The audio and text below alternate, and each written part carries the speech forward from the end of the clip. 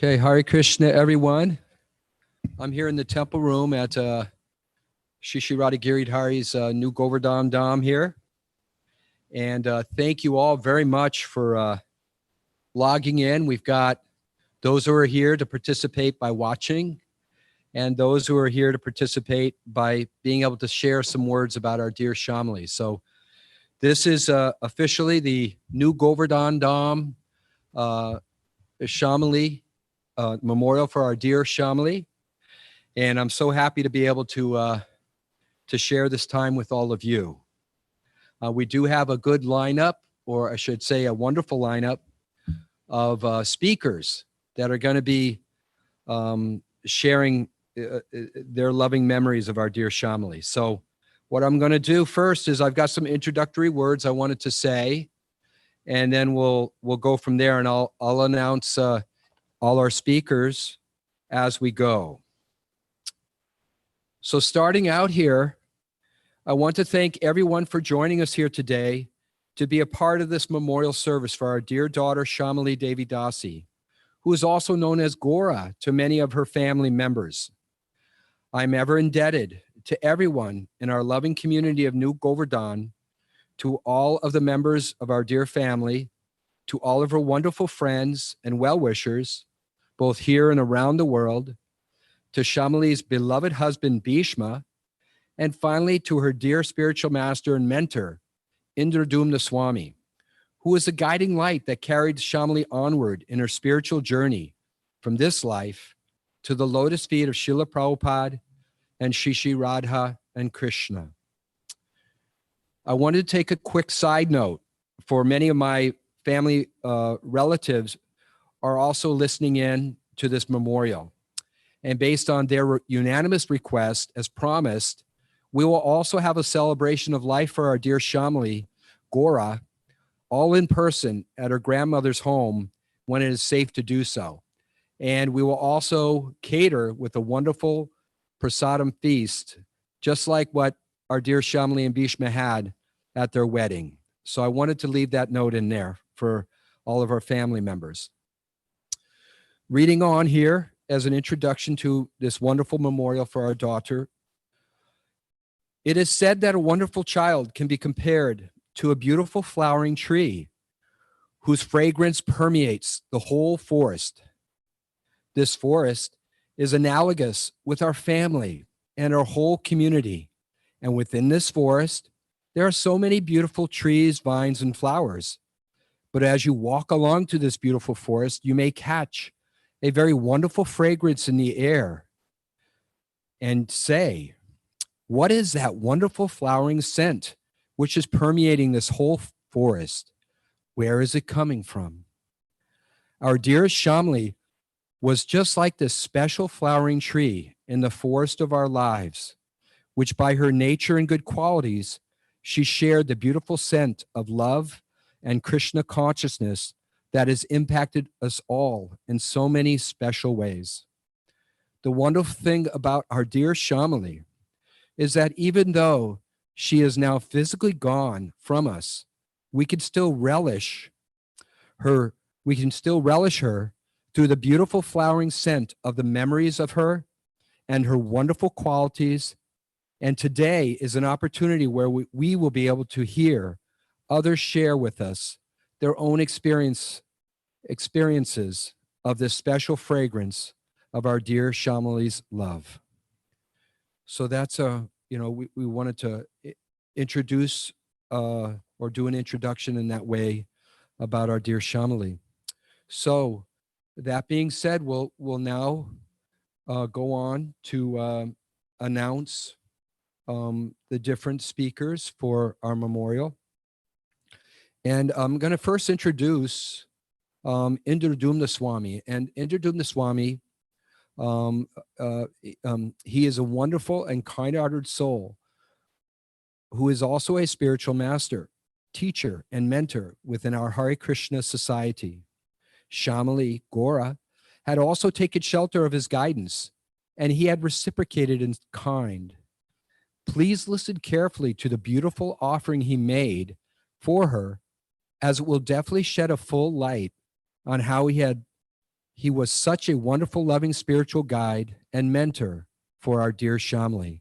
So we're going to play the recording of his loving memorial offering for Syamali, and that'll play right now.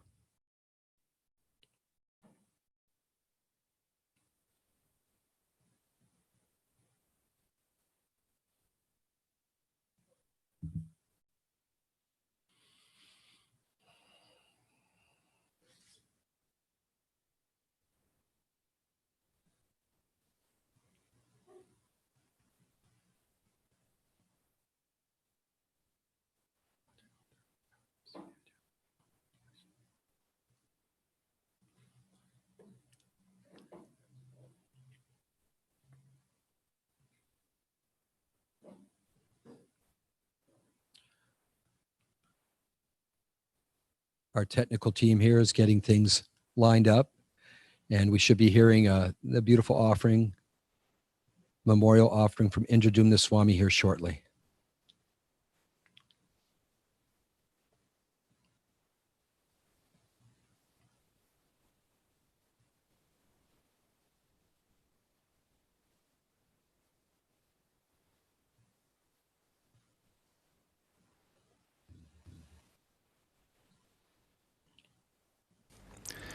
Hare Krishna, everyone. Thank you so much for this opportunity to be with all of you today for the this memorial ceremony for our beloved Syamali.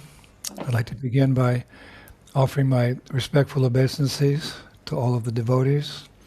Vanchakalpa tudubhyascha kripasindu be'evacha patitanam pavanevyo vaishnavebhyo namo namaha. And to Srila Prabhupada. Namo Om Vishnubhadaya Krishna Pashtaya Bhutale Srimate Bhaktivedanta Swaminiti Namane Namaste Saraswati Devam Gauravani Pacharane Shunyavadi Pashchacha Deshatarane.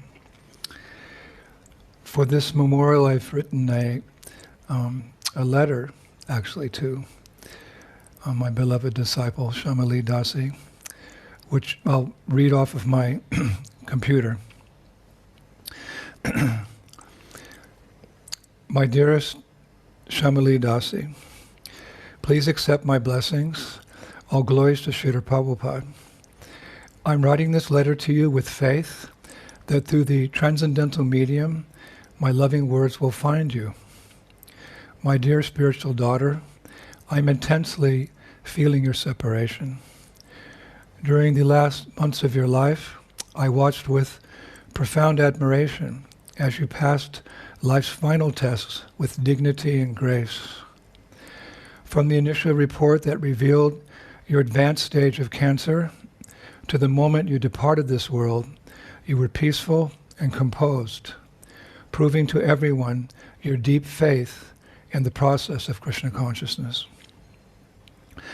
Yes, there were moments when the enormity of the situation overwhelmed you, but upon hearing transcendental knowledge from me and those who surrounded you, you would always exhibit a peace and tranquility that amazed me. In the midst of your endeavor, you wrote to me, quote, "My dear spiritual master, you are now guiding me with spiritual knowledge and love to the greatest transition we will all face, namely preparation for leaving this material body. You have kindly instructed me to be fearless and detached from the body while fixing my mind on the next destination," unquote. If nature takes its general course and one leads a pious life, a person can expect to live up to an advanced age of 70 or even 80 years. That much time is generally required to successfully finish the course of Krishna consciousness and graduate from this world. But you, Syamali, seem to have come close to completing the curriculum before even a third of your life had passed. I feel you accomplished this because you took full advantage of all the blessings you received. You wrote to me not long before you left, quote, "Dear Srila Gurudev, you have helped me to reflect on how Krishna has given me the greatest blessings in this life. Your shelter, devotional service, the association of devotees, prasadam, and the holy names, unquote. My dear Syamali, I was deeply impressed by how you accepted your disease without regret and how you resigned yourself to fate. Even better, you saw your disease as Krishna's mercy. This mature attitude in one so young must have certainly touched the Lord's heart. As such, we can only imagine what was your final destination. A quote from Nectar of Devotion, chapter 10. A devotee who is not perfectly freed from the resultant actions should, therefore, continue to act in Krishna consciousness seriously, even though there may be so many impediments. When such impediments arise, he should simply think of Krishna and expect his mercy. That is the only solace. If the devotee passes his days in that spirit, it is certain that he is going to be promoted to the abode of the Lord. By such activities, he earns his claim to enter into the kingdom of God, unquote. During your illness, I called you many times and offered you advice on how to face your final challenge. I always looked forward to those calls because I knew you took whatever I said to heart. There's no greater satisfaction for a spiritual master than when his disciple accepts with full faith what he says and acts without hesitation on those instructions. I knew you had that Guru Nishta, faith in the Guru, when you wrote to me, quote, "Dear Srila Gurudev, your words and guidance bring me so much peace. Indeed, Lord Krishna describes in Bhagavatam, simply by the grace of the spiritual master, a person can fulfill life's purpose and attain eternal peace." She quoted Srimad Bhagavatam 10:80-43, unquote. And Syamali, how wonderful it was that Lord Krishna, the master of all mystics, arranged that I was able to phone you and chant into your ear the holy names as you took your last and final breath. I feel very fortunate to have you as a disciple. My duty has always been to bring you to the lotus feet of our beloved Srila Prabhupada. He is the master at whose feet all masters sit. I pray he will always watch over and protect you until we meet again. Know for certain that the relationship between the Guru and disciple is eternal and is never limited by time and distance. Today, on the occasion of your memorial, so many, many devotees are missing you. No doubt this is because you were the perfect daughter, the perfect wife, and the perfect friend. And I will add that you were the perfect disciple as well. I miss you, Syamali. I remain now and forevermore your ever well-wisher. Hare Krishna.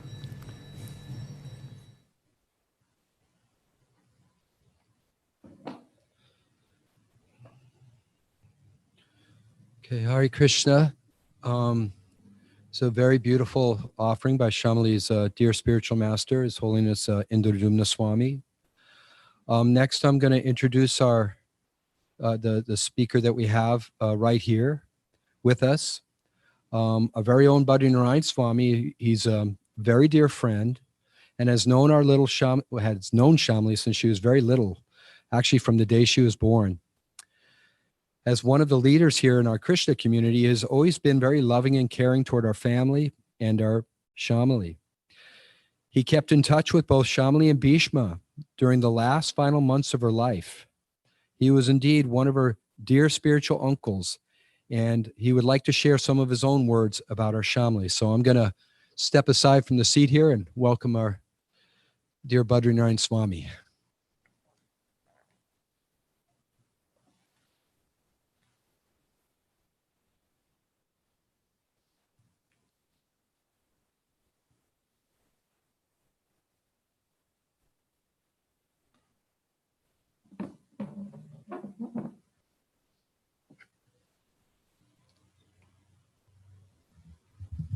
Hare Krishna. Because this is an important moment, I planned ahead and I made some notes, but I forgot my glasses. So there it is. So this may be spontaneous, and that's not a bad thing. Namo Om Vishnu Padaya Krishna Prastaya Bhutale Srimati Bhakti Vedanta Swami Namani Namaste Saraswati Devi Gauravani Pacharni Nirvasesha Sunyavari Paskacha Desatardani. I imagine that there'll be a number of other speakers who share personal vignettes, moments with Syamali. So I thought that my job, my duty, my best addition would be to give some framework behind this event. It says in the Bhagavatam, one of our spiritual source books, it compares knowledge or spiritual wisdom to a number of things. It compares knowledge to a lamp, compares it to a boat, compares it to a sword, and compares it to shoes. Why? Well, in times of darkness, times of trouble, we cannot see the path forward or the reason for why. Spiritual knowledge is a lamp. It illuminates, it shows the path, it shows the relationship of things. It's like a boat, because how will you swim across the ocean? But if you have a good boat, then you can do it. And if we're honest with ourselves, happiness is there, but there's also many difficulties in life. And it's compared in the Vedas as a great ocean. And transcendental knowledge is the boat that helps us cross over that. It's also compared to a sword, because there are so many emotions, so many entanglements, so many conceptions, so many calculations, all based on, in many ways, illusions or not clear understanding or emotion of the moment. We have passion killings. I mean, so many. And knowledge can cut through all of that, like cutting through a dense forest and clearing the path. So knowledge, transcendental wisdom, genuine knowledge can do that. It's also compared to shoes. If you walk on a path barefoot, so many rocks, so many sticks, how far can you walk? But if you have shoes, then it becomes very easy to traverse the path. So I'm 68 years old. I'm a little nicked and scraped by time.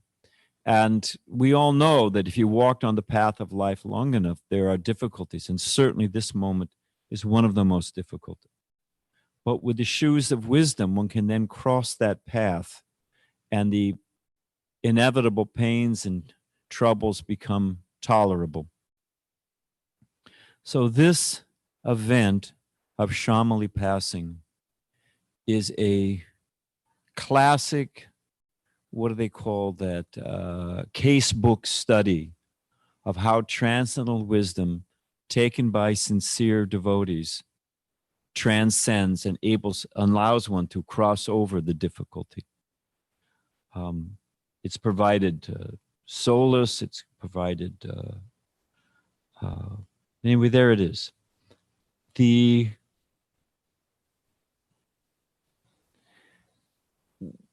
What do we actually know when we calculate what's good, what's true, what's right? By our sense perception, we look at the sun. How big is it? How big is the moon? I don't even know what's happening on the other side of this wall. I can't remember what I did yesterday. So what we think, it depends on how we measure. If we measure based on emotion or sense perception or attachments, which are all legitimate forces, but if we measure according to transcendental wisdom what's good, the if the perfection of what measure do we use? And if we use the measure that this world is a temporary place, nothing's certain but change, the material nature is constantly mutable, nothing's certain but death and taxes. I mean, what source do you want to go to? Death is inevitable. And if the measure is, well, get as much gusto as you can out of life and leave a good corpse and drop dead with a bank balance. If that's the measure of success, okay, then this is a tragic moment. A young life, how far did she run? And how long did it go? But if the measure is that the purpose of this life is to become fully spiritually conscious, fully Krishna conscious, and leave this temporary dark, Krishna certifies, and every religious scripture, every saintly person says the same thing, that this world is temporary and it's full of misery. But they don't leave us there. There is the spiritual dimension, the kingdom of God, where everything is Sat Chit Ananda, full of knowledge, full of happiness eternally. And if the measure is that the goal of this life is to cut the bonds to this world, leave this world behind, and go back to the kingdom of God for eternal spiritual life, if that becomes the measure, then Syamali's life is perfect. It's perfect. It is if we think about it, she was actually blessed like Parashakti Maharaj. When do we know? Jesus says in the Bible that I'll come like a thief in the night. He's talking about death. We don't know when death will come. I know in my case, I'll probably be walking down the street, see some sign and fall in a manhole or something, you know. But to have time to prepare, like Parashakti Maharaj, he was cursed to die in 7 days. He was a great king. So he put everything aside, surrounded himself by saintly people, took their advice, and prepared himself for that final moment. So to actually get a heads up, to get a warning, to know, hey, this is it. I need to focus. If one calculates according to spiritual wisdom, that is a great blessing. So we can understand, just as Indradumna Maharaj said so nicely, we can understand that this is actually the blessings on Syamali, that she had a warning and a focus and all facility to leave this miserable material world and go back home, back to Godhead. There's a verse, Srimad Bhagavatam, it's Maharaj Shabdev, and he's a king talking about responsibilities of life, how to live in this world. And if we're a leader, well, I'll just read the verse. It's from Srimad Bhagavatam, 5th canto, chapter 5, text 18. Now no glasses.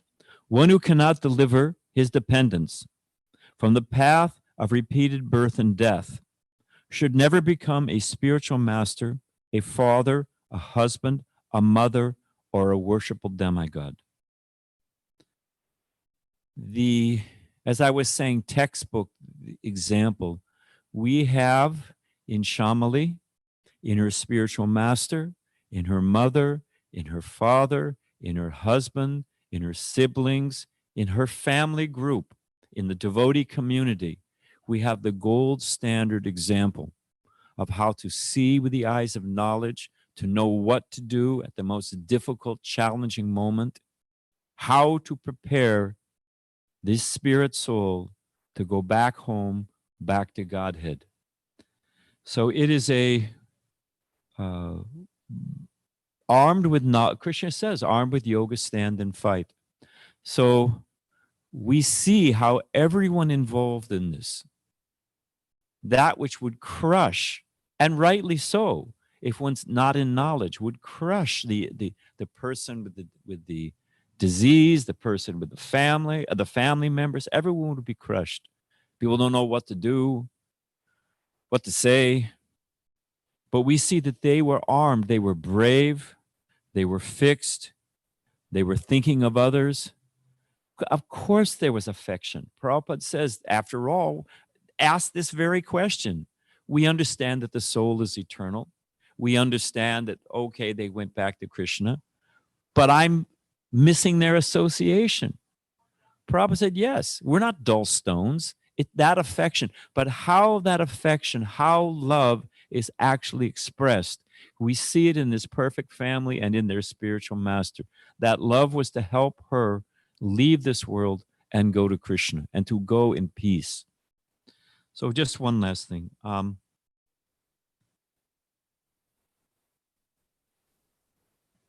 Well, just a little something personal. Because I've known Syamali since she was born. And Bhishma Prabhu, when they got married, asked me for some advice. And, I have my nature. I said, she's a jewel. I said, you should understand that you are getting a jewel. And therefore, you had better take very good care of her. I said, I'm her uncle. And I said, you break her heart. Don't make me come out there, And he was a great husband. He was a wonderful devotee husband. Again, the parents. I am in awe. Syamali has given us, and her family, and I'll end here, have given us all a great gift. They have shown us how to face tragedy and the greatest challenge with nobility and wisdom. So we should all take advantage of this and not be, of course, we're not dull stones, and we miss her association, but to speak of her family and her husband and her parents and like that. But we should also take solace in her expert example and the example of the family, and know that armed with spiritual wisdom, one can actually traverse the path in life. So thank you very much. Syamali Devi ki jai. Hare Krishna.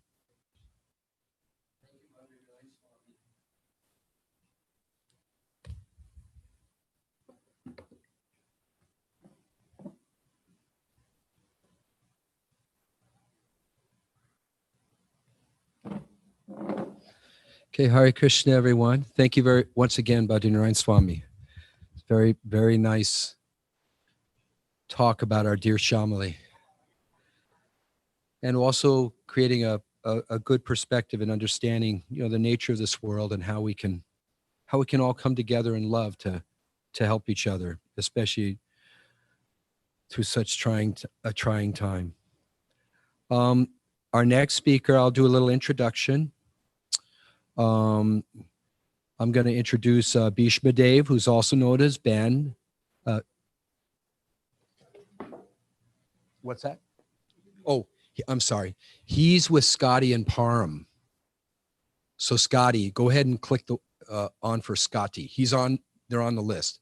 My apologies for the little delay there. Bhishma is actually with Scotty and Parameshwari. And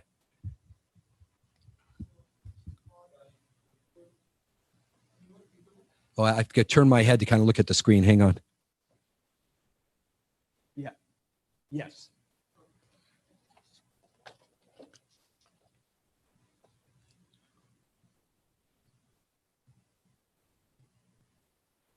So I'm going to say a few words before Bhishma speaks. Okay? Okay. So Bhismadeva, also known as Ben, Syamali's dear husband, he met our dear Syamali here in New Govardhana, in our community here. And when they got together, they became a match made in heaven. Bhishma has been such a very loving and caring husband and a wonderful son-in-law.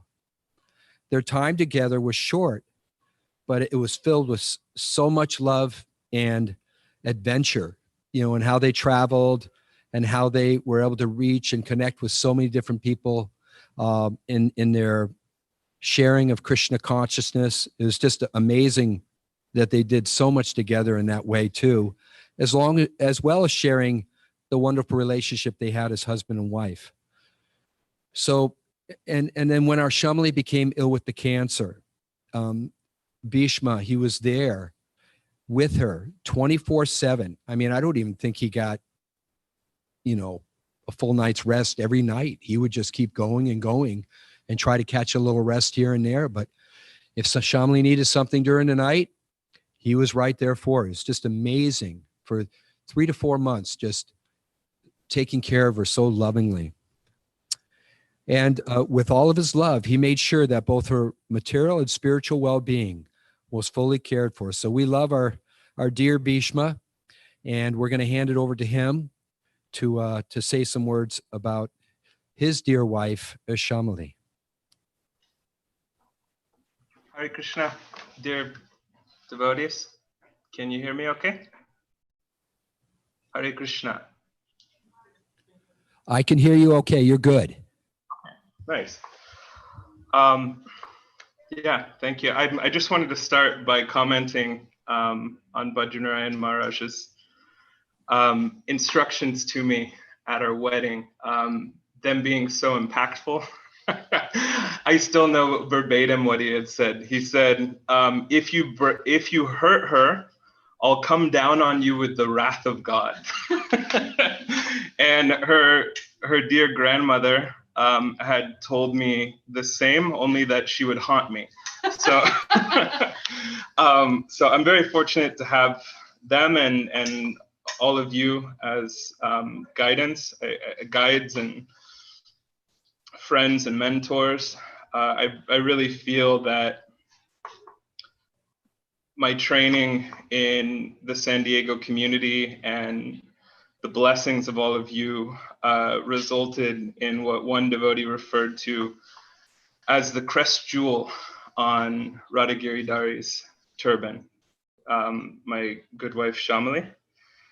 I wrote a letter to her recently, and I thought to read that, if that's okay. It goes like this. Hare Krishna Devi, I pray this meets you happy and healthy in your next situation and service. I have no doubt that you are being cared for nicely. I am sure that it is just as wonderful as your Guru Maharaj assured you it would be. It's been almost a month now since your departure. As anticipated, I miss you to pieces. You've inspired so many, including myself, to really take as much advantage of this golden opportunity of human life and all the eternal Krishna conscious blessings as we can. In that spirit, following your lead, I'm taking steps to somehow or other invest myself more fully into devotional service. I will be following through with the plan that you gave your blessings on for me to move up to the Harmony Collective in Michigan to serve there for some time. In this transition, I would like to say, I would like to say that it feels like turning a new leaf, but the truth is that it's not a new leaf at all. It's the same leaf. It's more of a matter of focusing my connection and investment in a positive direction. We all have such limited time and energy here. And if we can just simply identify ourselves as leaves in connection to the greater tree and invest our energy into watering the root of that tree, everyone becomes nourished and enlivened. You help to remind me of my true nature and have and continue to assist me greatly on my path. For that, I am eternally grateful and endeared to you. Being here now with Param and Scotty, Param being your dear childhood friend, I'm reminded how we used to reflect on how we would have made such wonderful friends as kids. I don't know how many lifetimes we have been supporting each other on our path, but I do know that the prospect of having your company and serving with you again is something that gets me up in the morning. It gets my hand in my bead bag and inspires me forward in life. I'm not sure what the future holds for me fully, but I was reflecting recently on the thought of what's an adventure without the unexpected. We are given so many opportunities to grow from struggle and from the pain found in this material world that we will inevitably face. It often seems to be more than we can handle. But when we understand our good fortune, when we count our blessings with gratitude, we can fully realize that this is not our real home and take full advantage of the process to return. every backache, every gray hair, every departing friend and loved one as a reminder that this is not our real home. I look forward to going home. I look forward to seeing you again. I can already envision very clearly you nicely engaged in service, your loving focus and sincerity shining bright. Thank you for shining your light on me. I love you now and always. Bhismadeva Dasa. Krishna.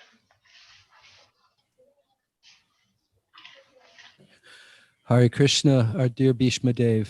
And I can tell you, Bhishmadev has been such a wonderful son-in-law. And we definitely want to stay connected with you as whatever steps you take moving forward, for sure, for the rest of your life.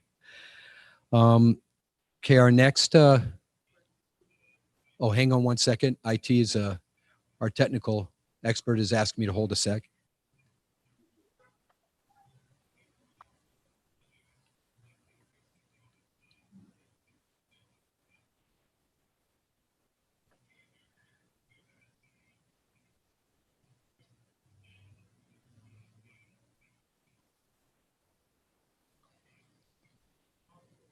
It's good now?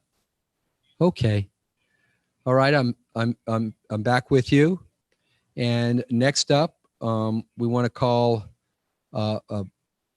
Syamali's dear mother, Parashakti, who did such a wonderful job in loving and caring and raising Syamali. So, Parashakti.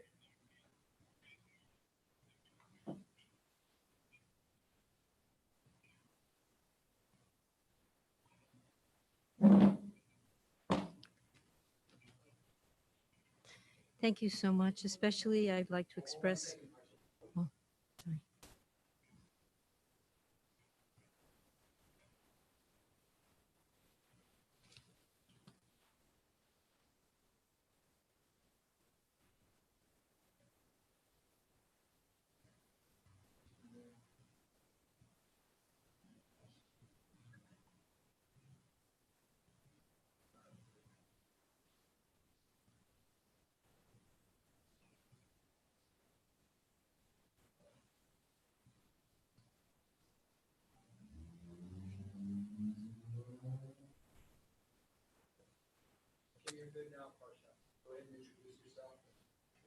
My name is Parashakti. I'm Syamali's mother.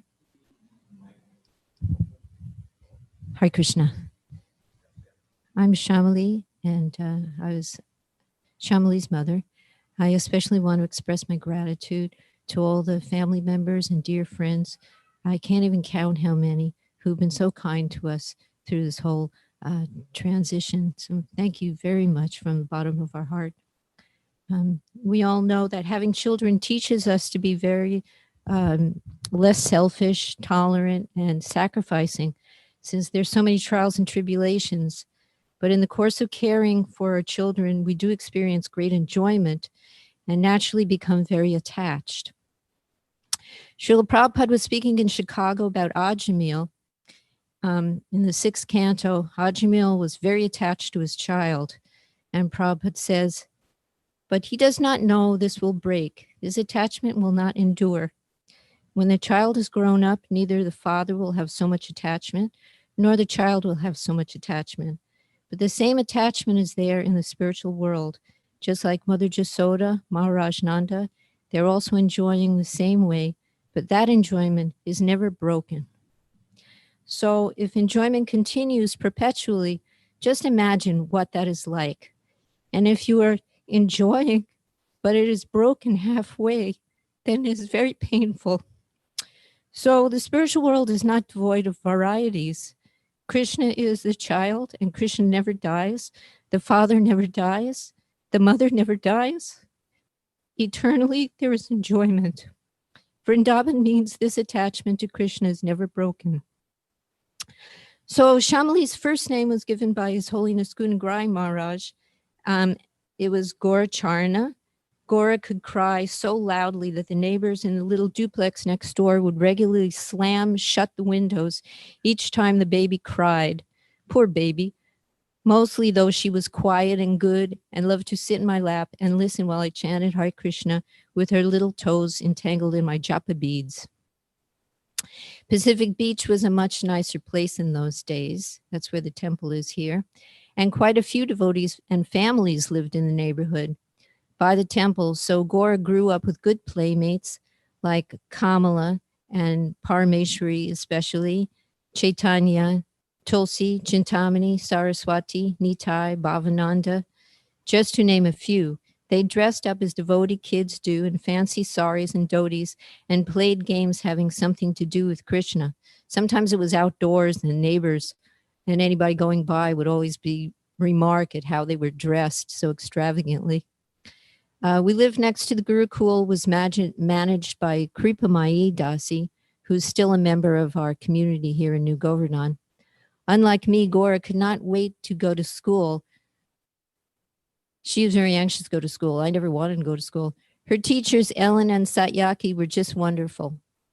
Her father supported her at the school, but unfortunately, she could only attend for a few years. The school was closed when finances were insufficient. Although attending public school, most of the young devotees here would attend the Sunday feasts regularly and were extremely enthusiastic to decorate the temple and stage dramatical performances. Festival plays were organized by Lochan's daughter Rasapriya or Janaki Dasi, Jayasri's daughter. Many of the players, Ajita, Janaki, Krishnamayi, Lali, and Chintamani, were not only comical, but very serious actresses. Other adult members, bhaktas, and even some brahmacharis could not resist taking part in those plays. In college, Michelle Eisenhower was always a kind friend. Michelle gave Goura a lot of insight and knowledge about this great world we live in, and Goura taught Michelle about the source of this world, Krishna. Recently, Michelle has proved to be a natural in learning Sanskrit from Srila Prabhupada's books. She was fortunate to see Sri Radha Govindaji in Jaipur, India. After college, Maya tested Goura. She was nearly drowning in the waves of this ocean of material existence. Krishna sent his representative, His Holiness Indrajumna Swami, as captain of the ship for those who desired to cross the dangerous ocean of Kali, which destroys all the good qualities of a living being. This is a quote from Srimad Bhagavatam 122. Goura asked Indrajumna Maharaj if she could someday join the preaching on the Polish tour. Why someday, he said. Why not now? Turning about face and straight on the path of bhakti, she became extremely happy, chanted 16 rounds, preached fried shashliks, which is a Polish vegetarian shish kebab, and thankfully took initiation from Indrajumna Swami, who gave her the name Syamali. For the last 6 years of her life, she continued serving with her husband, Bhishma, a capable and intelligent Vaishnava. Srila Prabhupada stated in his purport of Srimad Bhagavatam 10:14-8, the unhappiness suffered by a sincere devotee is not technically a karmic reaction. It is rather the Lord's mercy for inducing his devotee to completely let go of the material world and return back home, back to Godhead. So we earnestly wait as long as that may take to go back to Godhead, since it's really just a flash in time. And I just wanted to say my little poem real quickly. Sorry, I don't want to take up too much of your time.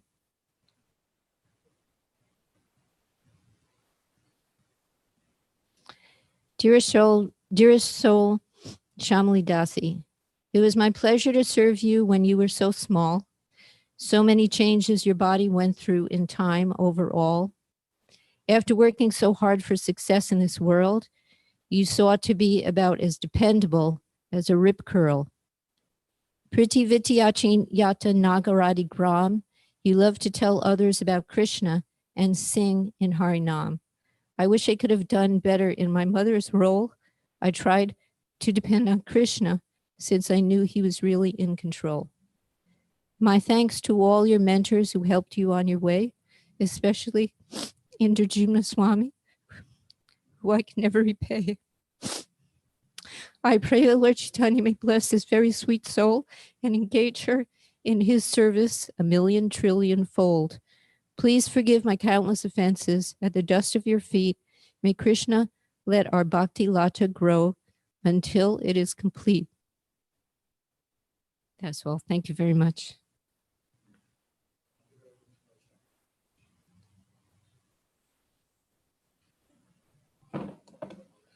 Hare Krishna. Okay.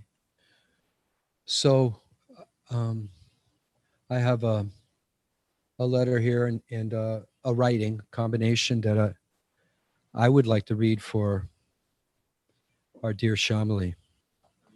From me. Yeah, this is from me. A letter to our dear Syamali about and around her time with us in New Govardhana and beyond. Dear Syamali, it has now been 4 weeks since the time you had to leave this world, and the reality of your departure has impacted my heart very deeply. Today we have gathered in your hometown of New Govardhana to do a memorial for you. This is the location of your Krishna community family, where you were born and where you had grown up. I am grateful to be here with all of the loving devotees of your hometown community, with your beloved family members, with your dear husband Bhishma, whom you met and married here, and with all of those who love and know you from around the world and who are here with us today to share our love for and our memories of you. We do this with the desire to honor you and to be able to hold you in our hearts through hearing about and remembering you. We are with so many who have known you, I want to share some reflections on the special qualities that were a part of you and that you in turn shared with all of us. Where do I start? Is it with that adorable face of yours that you used to express yourself in so many special ways? Just looking at all of your photos, including the ones that your husband Bhismadeva posted on your beautiful memorial website, brings this part of you back to us, as all these pictures of you are so endearing.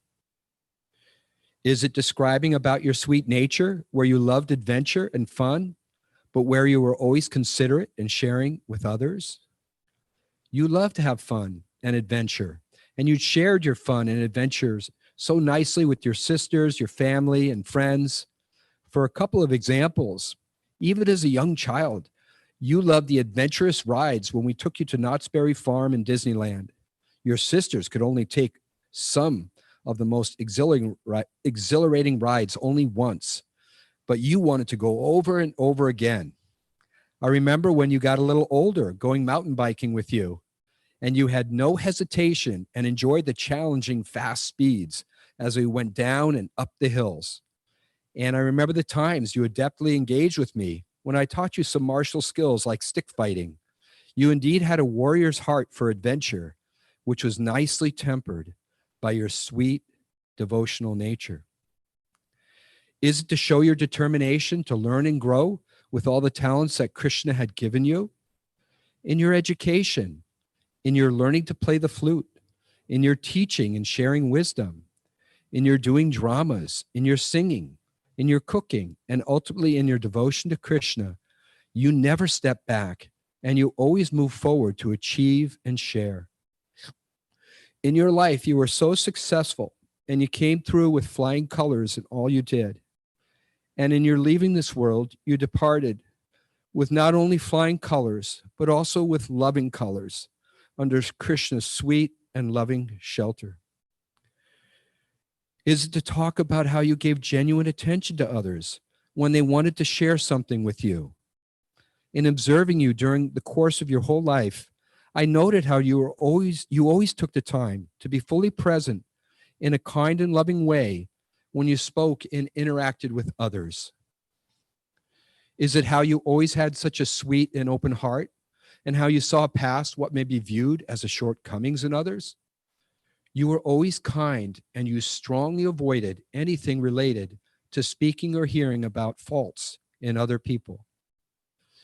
Is it to show how you expressed your love and as you blossomed in life, how your love expanded even more as you brought yourself closer to Krishna? How you lived your whole life spoke to who the loving person you were as a daughter, sister, cousin, niece, aunt, wife, friend, a devotee of Krishna, and as a well-wisher to all the souls who were fortunate to cross paths with you and know you in this life. These, my dear Syamali, are all some of the special qualities that you had, and I am so glad that you had been here with us in this life to share these with all of us. As a part of the memorial today, I also want to share or say some words describing the final funeral rites that were held for you. Your loving husband Bhishma made the arrangements, and your blessed funeral rites and ceremony were performed by our dear God brother Chaturatma Prabhu. You were beautifully adorned and covered with a multitude of flower garlands, tulsi wood, chandana from the feet of the Lord, and holy Vrindavan dust, all prasadam or mercy from Shri Shri Radha Giridhari and Radha Shyamasundara. We are ever indebted to Giridhari Priya for collecting and shipping all of the flower and tulsi prasadam from San Diego to Florida overnight so we could adorn you so much with so much of Radha Giridhari's mercy, and to Chaturatma Prabhu, who also brought flowers from Radha Shyam and delivered the service so nicely for you as Bhishma led a sweet devotional kirtan. Your final rites were thus performed exactly befitting the wonderful person, wonderful daughter, sweet devotee, sister, wife, and friend that you were to all of us. In closing my offering to you, my dear Syamali, I wrote another poem for you, a short poem that I want to share here. Dear Syamali, since the time you left, this is the name of the poem. Dear Syamali, since the time you left. Dear Syamali, the pain of separation from you has become even more as time is moving us on. Understanding your destiny by Krishna's grace, most blessed, it's still hard for our hearts, your sweet presence now gone. Time continues with steady momentum, reminding all that what we have here will soon be past. For each of us, in heed to time's strong current, the course of our lives have been cast. Time moves us forward as clouds carried by wind. Past moments shared stand now as so many loving memories of you. Time has carried you forward under Krishna's loving call, while we here are left behind, missing the dear Syamali we knew. Dear angel Syamali, I will always love you, and I'm missing you so much. Pita. Hare Krishna. Okay, so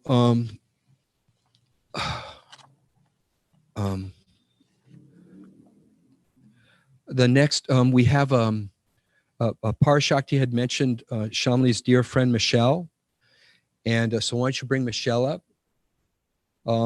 Michelle has to put her little baby son, has to get to rest on time. So we're going to have her go next, and then we'll follow after Michelle with Syamali's dear sister Janaki. So is Michelle ready, or is she connected? Tapas? Just a second there, Michelle. Tapas is getting you online.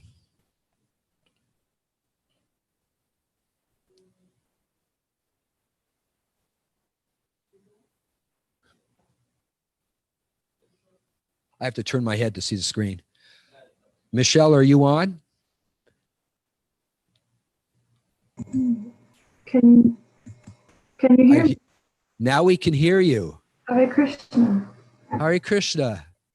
By the way, before Michelle speaks, I want to say that she was such a dear friend to Syamali, and she went and spent a week with her, caring, lovingly caring for her, along with Bhishma and her Syamali's Mata Parashakti, and the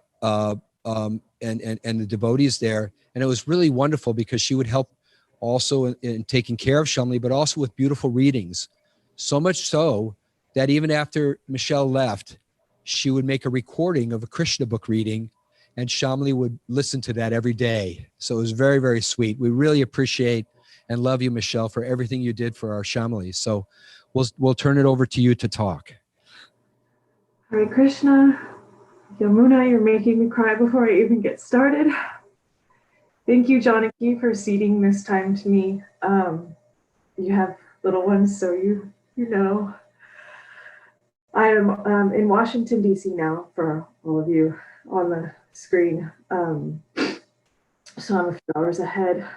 Haribol, I feel very honored to speak here today. You are one of my oldest and dearest friends. You gave me so much during our friendship, both your trust and your guidance and your love and compassion. When we met in college, I adopted you right away. You were brilliant. You were just so smart and so kind. And I just knew you were different and genuine. But you were also just a normal college student back then, struggling with class, trying to find your way with your very unique name.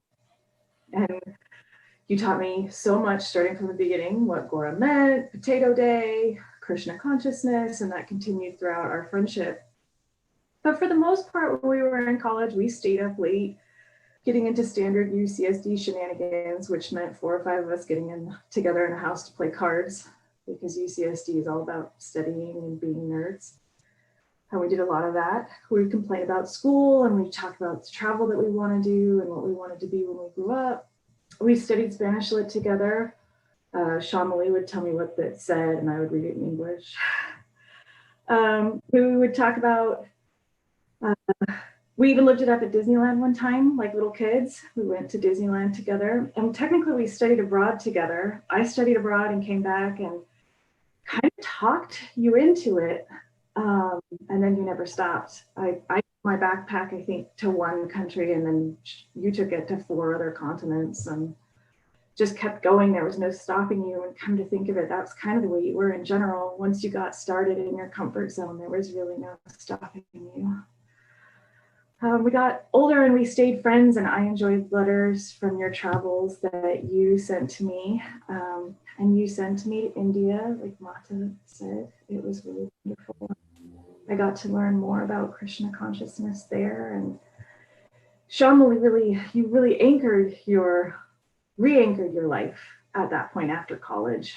I think Maya kind of had you adrift, as Mata said, and I really felt you re-anchoring, and it was really quite joyous, and the joy just oozed out of you. It was palpable, and you really wanted to engage me in Krishna consciousness more. I had Krishna in the background, and I had my Bhagavad Gita and my japa beads, and I was really starting to learn. And at that time, we met our husbands only a few months apart, and we would eventually marry a few months apart. And that really was very bonding for us. It was like we're back in college. We were so excited to talk about our new relationships and all the wedding planning. And though we lived far apart during all this time, it never slowed us down. You know, it was very fun getting to know Bhishma first through your calls and letters, and then in person over the years. His adorable quirkiness and enthusiasm were really a great match for your well of goodness and practical nature. He was also really up your food game, which was wonderful, because we all know that you were an unending eater with a hollow leg. You could just pack that starch down in ways that make the rest of us women jealous. We had been talking a lot about babies in your last year, and I had secretly hoped that your baby and my baby would be close in age and we could be friends. And so I was so devastated when we learned that there would be no babies. And then it went downhill so much faster than any of us imagined. You, of course, took it with grace and dignity, like you do everything. And I was so proud of you and Bhishma, and I tried so hard to be the friend you needed. I read the Gita to find strength, and then I picked up whichever book you wanted me to read to you, and I practiced my Sanskrit. Mata and Bhishma and Shamali were all very generous in listening to my terrible Sanskrit. You expanded my Krishna consciousness and my heart right up until your last breath. You'd be so happy happy to know that Bhishma has followed in your footsteps and still has me send him readings so I can practice my Sanskrit. We love you. I will miss you every day for the rest of my life until we meet again. I look back on our memories together all the time so fondly. So thank you again for the opportunity to talk to her again through you. Hare Krishna.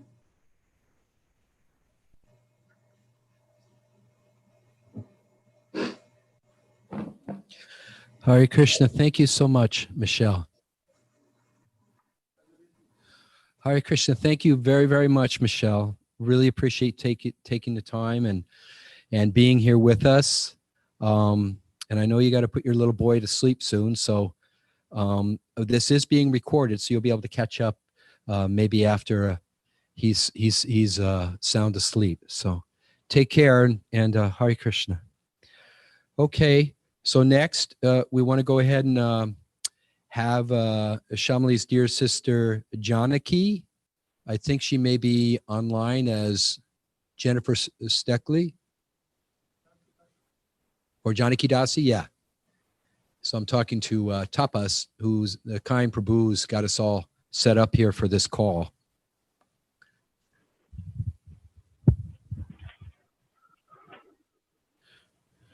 Janaki, can you hear us? Yes. Can you hear me? All right, Janaki, then you are on and ready to go. So it was real quick, Janaki, our sweet daughter, of the three, we have Janaki, we have Syamali, we have Janaki, and we have Ajita. Janaki came out to spend some time with Syamali too, and it was really wonderful. And of course, they were very, very close throughout their lives that they had, during the time they had together. So Syamali has some very sweet words to speak about. Janaki has some very sweet words to speak about our dear Syamali. So I'll hand it over to you, Janaki.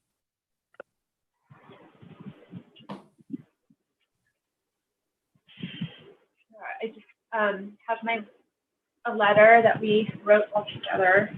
I'm supposed to now, but I thought I'd share it again. Dear Syamali, Goura Charana.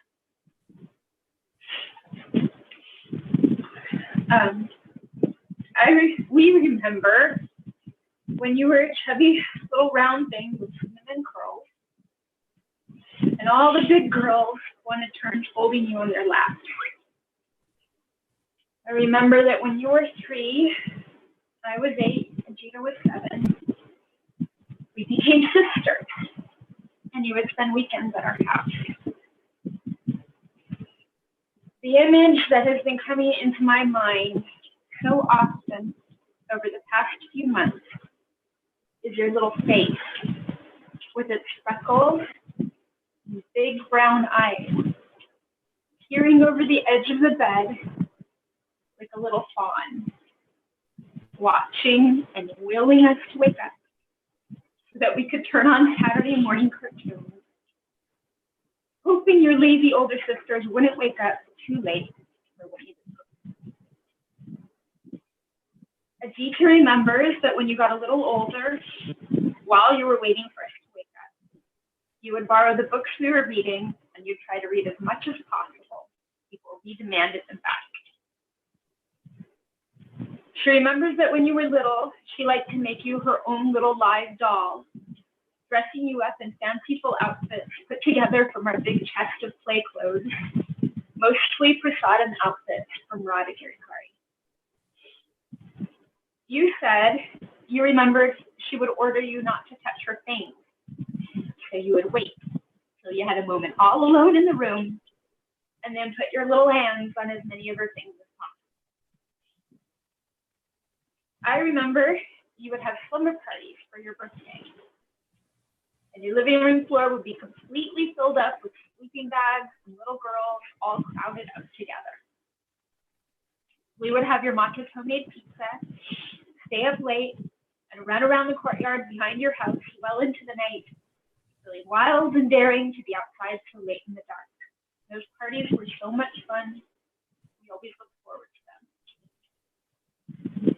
I remember your mother telling me that the two of you would read Srila Prabhupada's Lamrita together before bed every night, working your way through all the volumes, and I thought that sounded wonderful. I've always loved your mother, an exemplary Brahmana lady who has always been a kind friend and mentor. I remember that instead of a Halloween party, our Gurukul would have a Govardhana Puja costume party. We would dress up as characters from Krishna book, or Mahabharata, or Ramayana, or Srimad Bhagavatam. You had the most amazing costumes. I remember that one year you were Lord Shiva, and one year you were truly terrifying Yamunapati. You wore that one trick-or-treating later too. I remember when you were learning to play the flute, and you would bring it to our place and practice new songs for us. You were always so determined. You would practice diligently even on the weekends. I remember that sometimes you would go to Home Depot with your father, and the two of you would come back and spend the rest of the day in the garage working on a project together.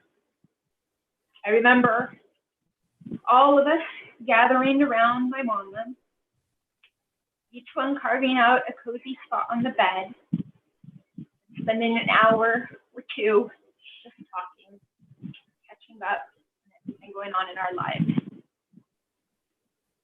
Ajita remembers when the two of you went to visit our Aunt Yashoda and her family in Hawaii. She was 18 and you were just 14. The trip had a rocky beginning when the airline lost your luggage, even your suit was in there. But that didn't stop it from being a wonderful month in Waikiki. She remembers beautiful hikes, days spent lounging on Hawaiian beaches and playing in warm waters, nights swimming in the moonlight with you in paradise. She remembers our little cousins, Jayasri and Prema, playing with and decorating your hair so that both of you would come away with heads full of bows, ribbons, and little braids. I remember one summer your mata took you and me for a date at the zoo.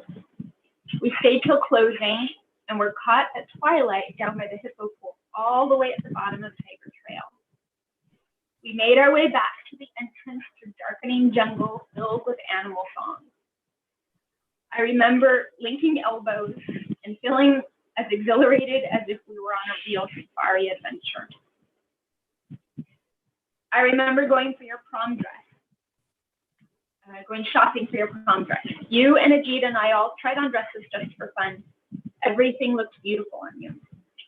There was one dress I remember in particular, a corset top with flaring layered full skirts, all in dramatic autumn colors that offset all that gorgeous auburn hair of yours. It was the one I would have chosen for you because I thought you looked as glamorous as a Paris runway model. But that wasn't what you were going for.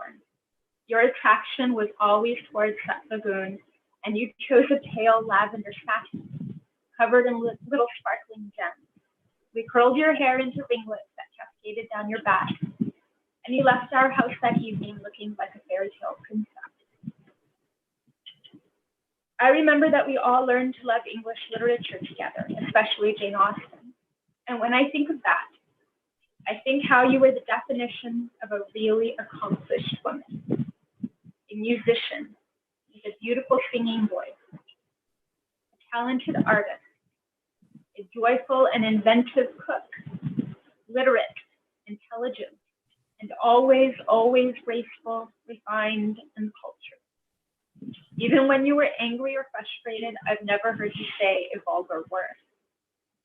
You are a talented actress.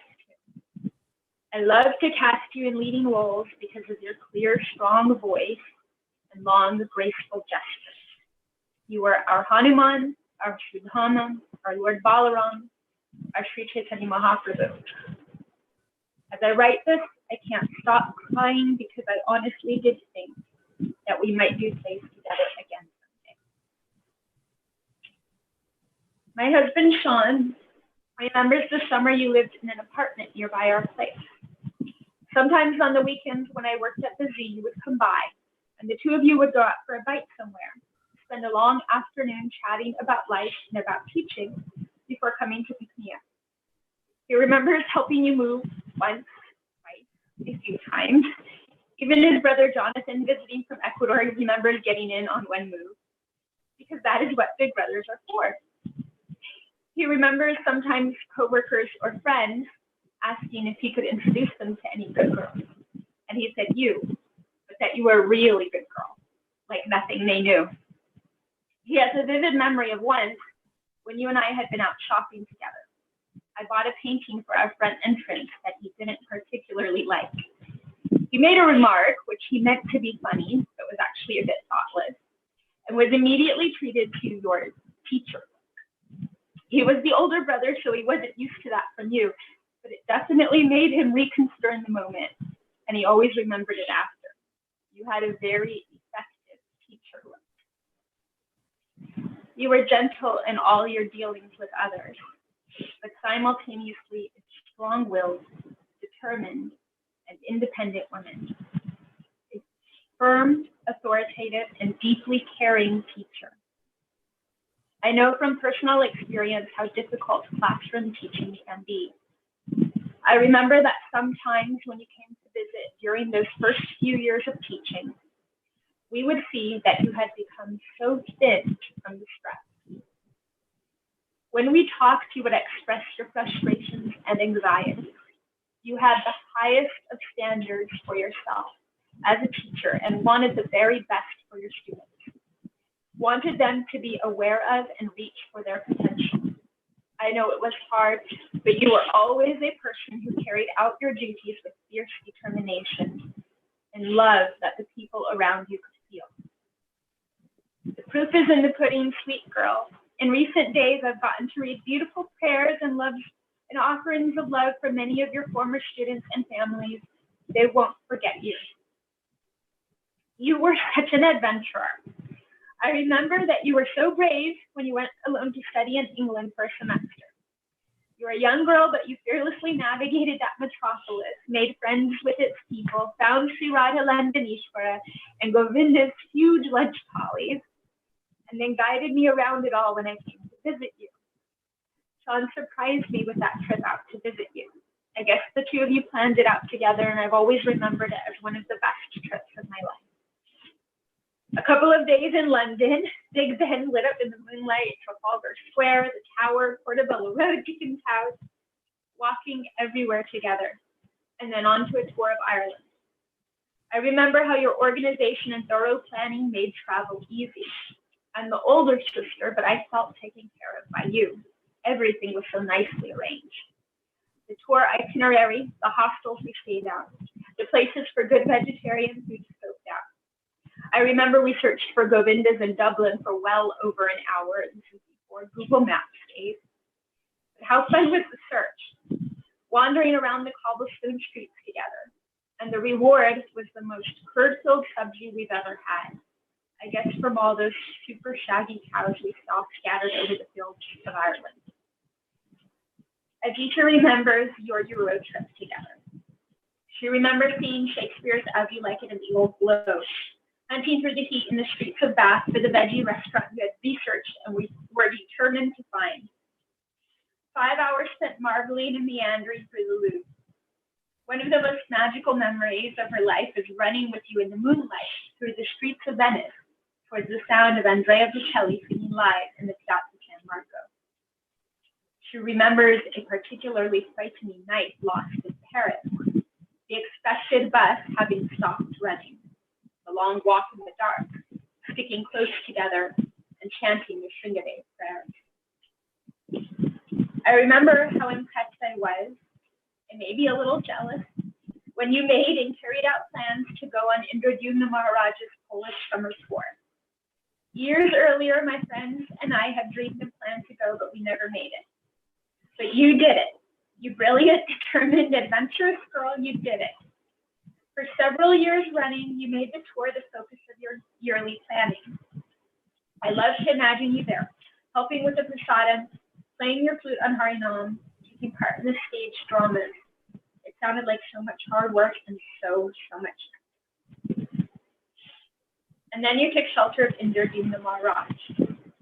How appropriate that you, brave adventurer and traveler, would find your Gurudev in the real-life Hare Krishna Indiana Jones. Just a few days ago, I saw for the first time the video of your initiation on your memorial page. Your face in that video just pulls at my heart. You're so sweet, so shy, so hopeful and trusting. It all shines in your face.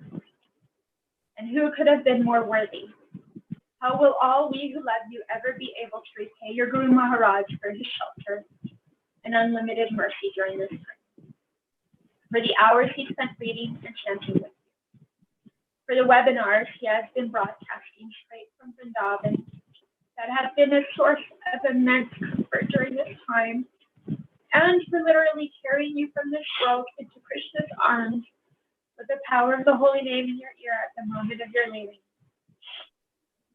Yesterday was Srila Prabhupada's appearance day, and one of the devotees read a memory in which Prabhupada explained that the relationship between spiritual master and disciple is eternal, that they know each other in the spiritual world, and that when you get back to Krishna, the spiritual master puts your hand in Krishna's hand and makes the introduction. I feel like we have the proof of that process in your leaving. Thank you, Maharaj, with all our hearts. For the last decade or so, we haven't seen as much of each other. You went to live and teach in Alachua and also in Dallas for a while. You have been traveling the world and all over the states, visiting temples, participating in festivals, and forming an extensive international spiritual family. Over the last several months, the outpouring of love and prayers from all over the world has been a balm for our hearts. Thank you to all these wonderful, loving devotees. I feel like it's not so surprising after all, seeing how many people you have touched and inspired. Because speaking with you always inspires me. Even when we don't speak for a long time, thinking of you and Bhishma and all the wonderful spiritual activities you were involved in uplifts my heart.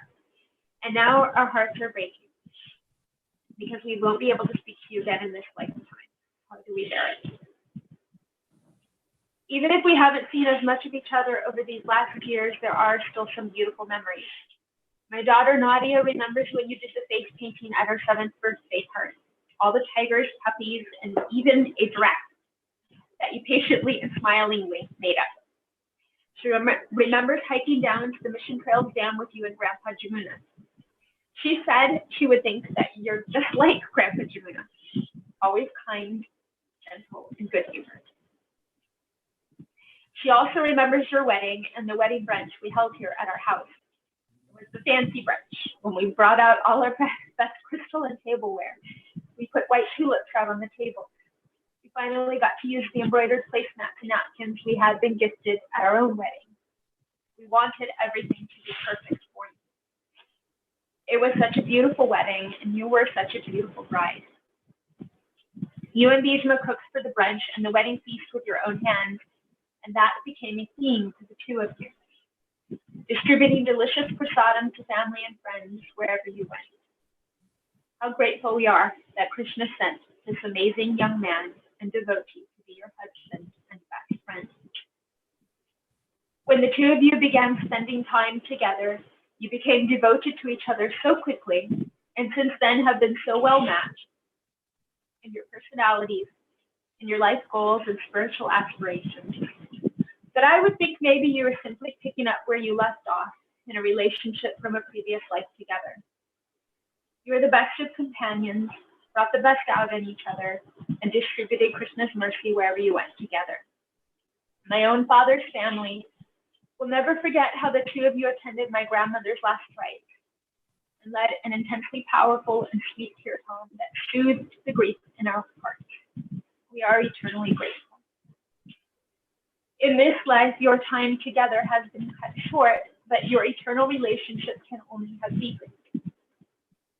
This time has been the hardest of my life, and I can only imagine how it must be for the person who has been used to your constant companionship and who has now lost it. But I have been blown away by his unwavering love and his determination that you have the very best and most auspicious of passings from this world into Krishna's hand. Thank you, Bhishma. We love you. I got to see firsthand the wonderful care he was taking for you when I went with your teacher to spend a week with you towards the end of June. Those days spent reading and chanting with you in Bhisma, with Jamuna, with your mata. All of us taking turns massaging your feet, your hands and feet will be with me for the rest of the day. Ajita got to go out later with Jamuna and my mata. And those memories will last forever. I have no doubt that after spending your last month immersed in Radha Krishna's names, forms, and pastimes, that you are with them, taking part in their beautiful pastimes in Goloka Vrindavan right now. And sometimes I can feel only gratitude for that. But other times I feel, what about us who are bereft of your company now?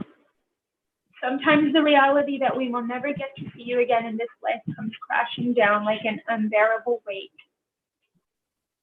How will we bear it? I think maybe only with the mercy and prayers of all the assembled Vaishnavas. We miss you, sweet girl. We will always, always miss you. And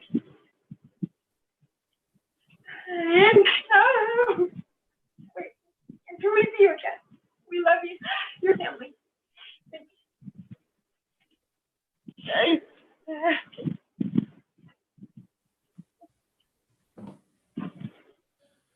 Is it okay for me to speak now, Tapas?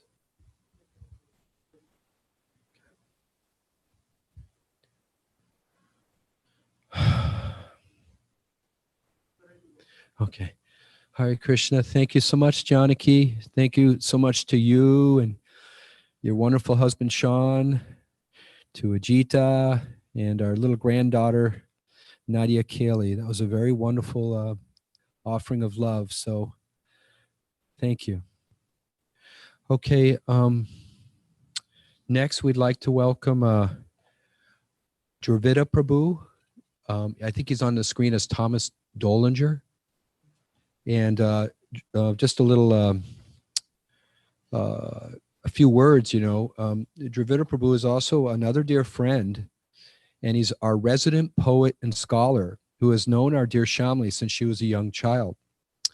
He was also there for our dear Syamali and Bhishma as she was preparing to leave this world, and he would call them and share his wonderful poetry on a daily basis, full of beautiful spiritual content that was very soothing for our dear Syamali to hear as she prepared for her final journey. So he was a part of Syamali's life growing up, and he was there also sharing his beautiful, soothing words and poetry as Syamali was preparing to leave this world. So Dravida Prabhu, can you hear us?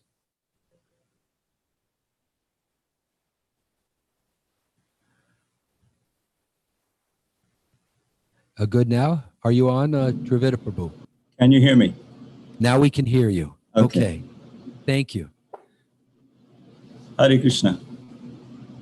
Vancha kalptaribhyascha kripa sindhu behevacha patitanam pavanebhyo vaishnavebhyo namo namaha. As Yamunapati Prabhu was saying, I remember Syamali from when she was a little girl. I came here in 1989. I think she was about 5 or 6 at that time. And I happened to live right across from Yamuna on Grand Avenue. I had an apartment there after 92. And Syamali would come by. I remember when she took up the flute, and I was very happy to hear that she did that since I'm an aspiring flutist myself.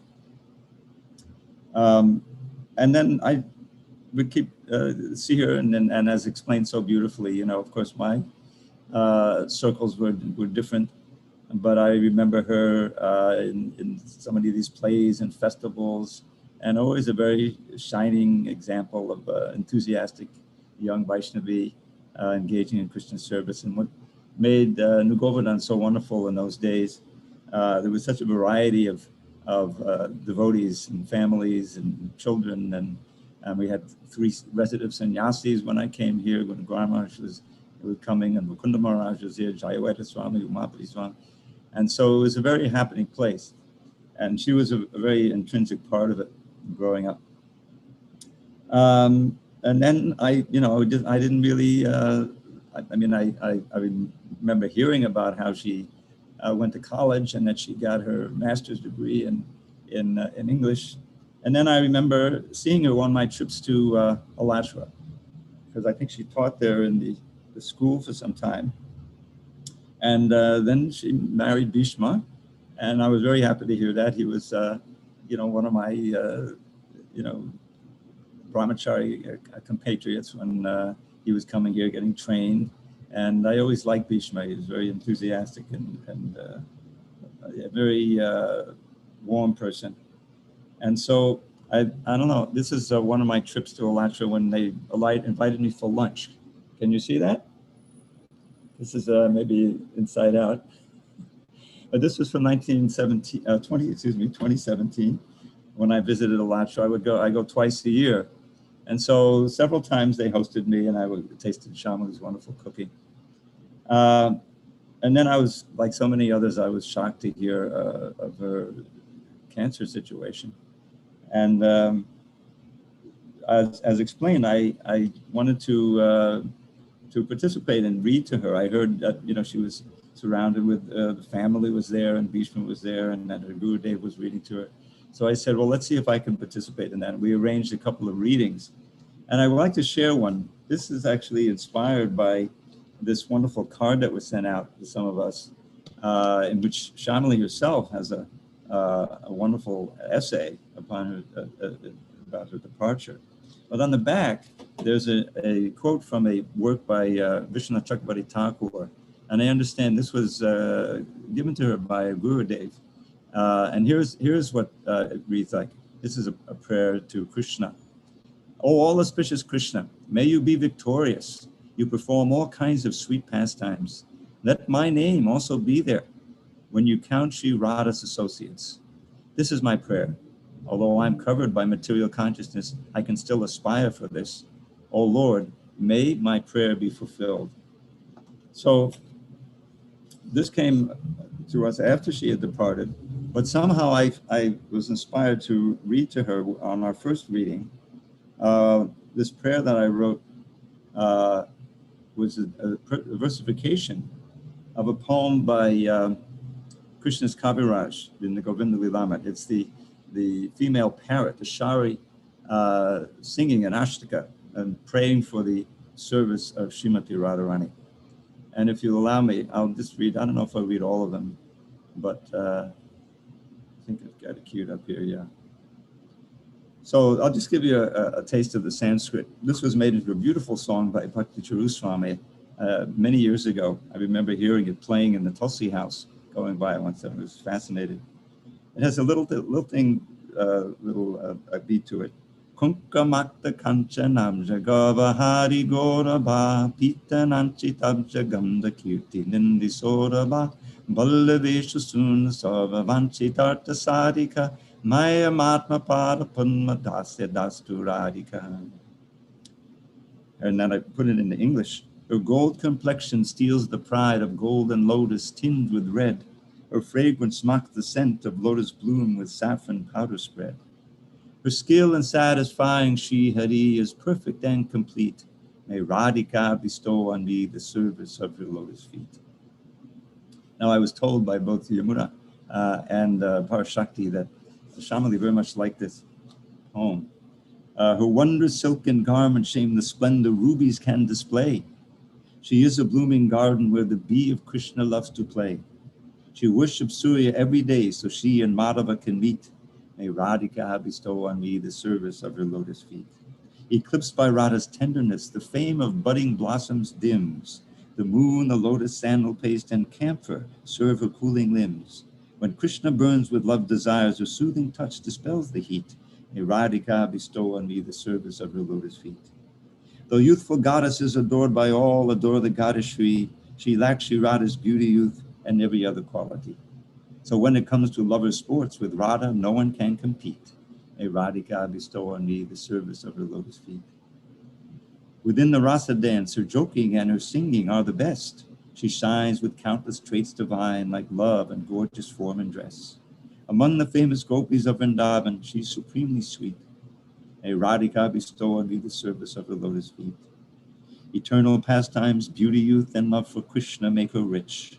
The loving gopis tremble just to see that love at highest pitch. Her meditation on Sri Krishna's form and pastimes is complete. May Radhika bestow on me the service of her lotus feet.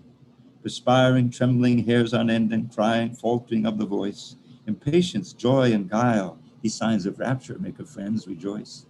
For Krishna's eyes, these many gem-like ecstasies provide a treat.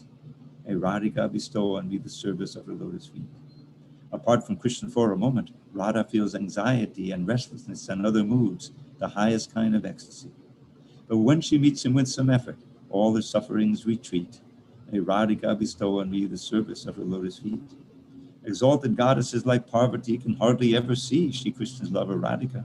But if a humble devotee recites these verses, then Shri Radha, who enjoys with Shri Hari, will pour the nectar of her service down on him eternally. So this is my little contribution. We also read from the Chaitanya Bhagavat. I was so inspired to hear of Syamali's initiation and her involvement in the Polish tour. And I thought of Nityananda's mission of preaching in Bengal, Lord Chaitanya sentiment. And we read a whole section there of Nityananda's preaching and spreading the holy name. And she was excited about that also. So one of the things I wanted to mention is how this whole, episode, if you will, her leaving and the way in which she did so exemplified the ideal departure. And the wonderful description I heard, I think Yamunapati was there giving that she just, the last breath was without any distress at all, and Krishna came, or the representatives of Krishna came and took her away. And it's really a lesson for all of us, how to face this experience we're all going to experience one day, and surrounded by loving devotees, helping us to remember Krishna. And really, she taught so much in her life and in her departure from life. So I'm very thankful that I could contribute a little bit to this memorial, and I'll turn it over to the next speaker. All glory to Syamali Dasi, all glory to Srila Prabhupada. Hari Hari Bol.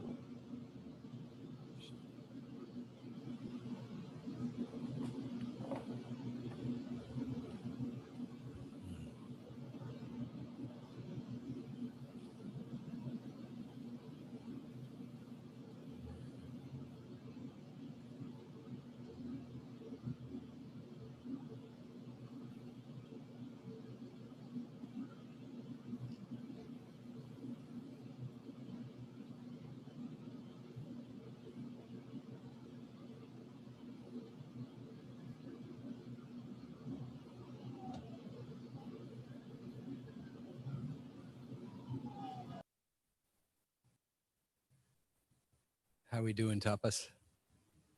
Okay.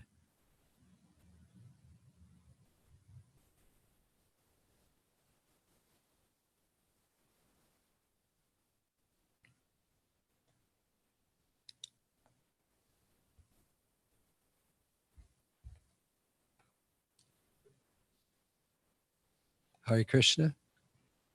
Am I on? Okay. Sometimes there's a little delay, so Tapas Prabhu has to give me the signal when I'm ready to speak again. So once again, thanks to everyone for being here. This has been so wonderful. We've still got more to come, and it's all so sweet to be able to remember and share our love with our dear Syamali. So I've got a couple of individuals that I'm going to try to line up here soon because they're on the East Coast. But the next one will be Ananda Vrindavaneshwari Prabhu, and she was one of the ones who first logged on and under a different name. Do you recall that? Okay.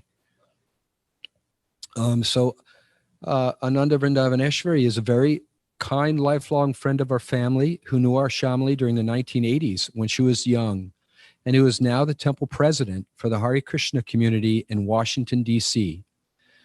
She's also you can say definitely a scholar, an author, and writes beautiful poetry. So she had written a beautiful poem that she would like to share today about our dear Syamali. So let's see if she's on. Ananda Vrindavaneshwari Prabhu, are you on? Yes, yes, I'm here. Okay, Hare Krishna, thank you for joining us today. Thank you, Yamunapati Prabhu. I am so grateful and honored to be here. I was born in my spiritual life in San Diego, born and raised, and the foundation of my Krishna consciousness comes from there. Such a loving, warm community.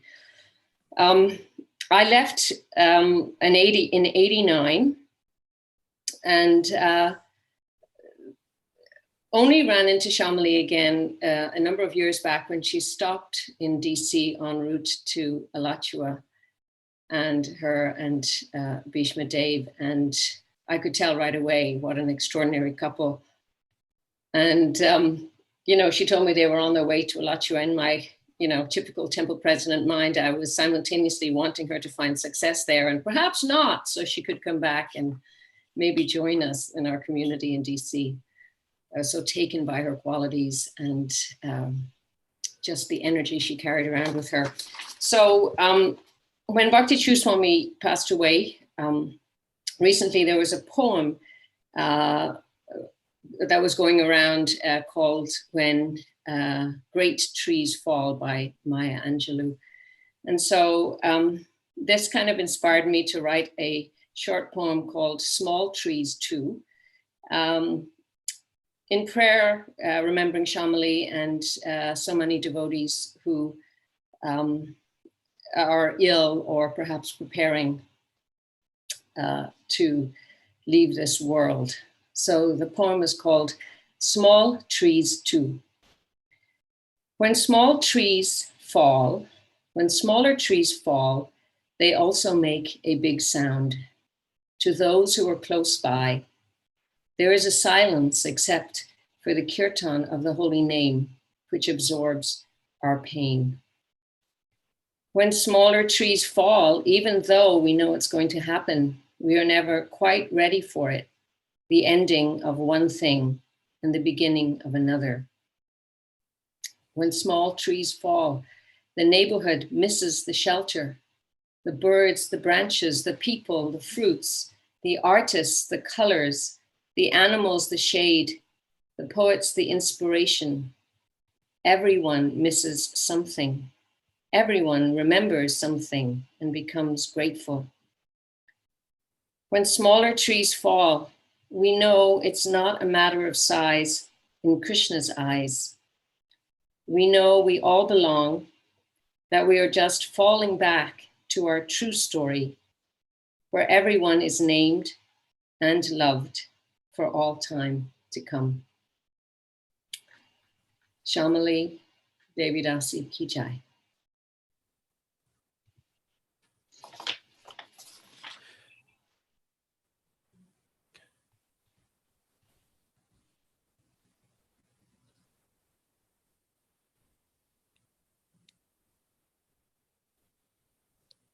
Thank you very much, Ananda Vrindavaneshwari Prabhu, for your beautiful words and beautiful poem about our dear Syamali.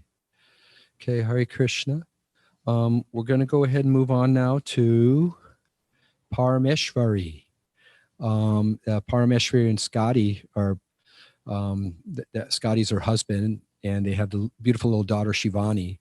So Parameshwari is on tonight, and it's tonight. Yeah, oh, it's under Scotty's link there, yeah. So just a dear childhood friends of Syamali's, and not only childhood, but youthhood, teenagehood, adulthood, lifehood, just dear friends. So Parameshwari, can you hear me? Yes, can you guys hear me? Okay, we're gonna turn it over to you now. And thank you for being on. You and Scotty and Shivani, and I know Bhishma's with you too. Hare Krishna. Harbol, thank you for letting me be a part of this wonderful memorial for our dear Syamali. What everybody says about her is it's so true. And I wrote some things down so I wouldn't just cry like I did last time. My dear Syamali, your departure has left us all broken and lost. Syamali, you are one of my first friends when I moved to San Diego, and our relationship has grown strong and beautiful. I remember pretending to be mermaids in the Pacific Beach Ocean and playing X-Men and Power Rangers with Bob and Krishna Bhakti. Our childhood was filled with so much love and laughter, and as we grew and pursued our careers and our education, we always stayed connected. I remember when you got initiated, you were so committed to your new life that you would only respond to Syamali. Your mata would call you Goura, and you would not respond until she said Syamali. I remember that we would always try to say, no, your name is still Goura, and you're like, no, my name is Syamali now. So we started calling you Syamali. Syamali Pakora. Even though it didn't rhyme, we still called you Syamali Pakora. We would always jokingly say, if you ever needed advice in anything, you'd always have to ask Syamali because she was the sound reason for all your questions. So we came up with the hashtag, what would Syamali do? You were always so dedicated to everything you did, and you always succeeded at it. I always admired that about you, and I always will. When you called me and told me that you were sick, I cried and cried, but yet you were the one that was consoling me. You were sick, but you were still consoling me. That's just the type of person that you are. So loving and caring and always taking care of others. You are my friend, my sister, my teacher, the sound reasoning to all my crazy ideas, and the kind-hearted Irish Barbie. I love you, and I miss you every day, and I think about you every day. Thank you. Farewell.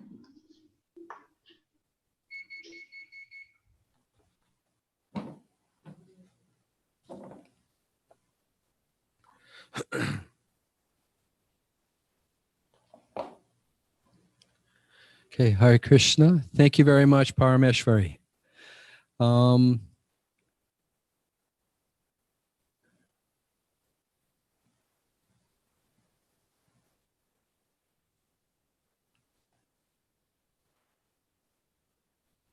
We're good now. So thank you very, very much, Parameshwari. Definitely appreciate your beautiful words that you've shared about our dear Syamali. The next, I'd like to welcome Dharma Setu Prabhu and family. Do you have him on there, Tapas?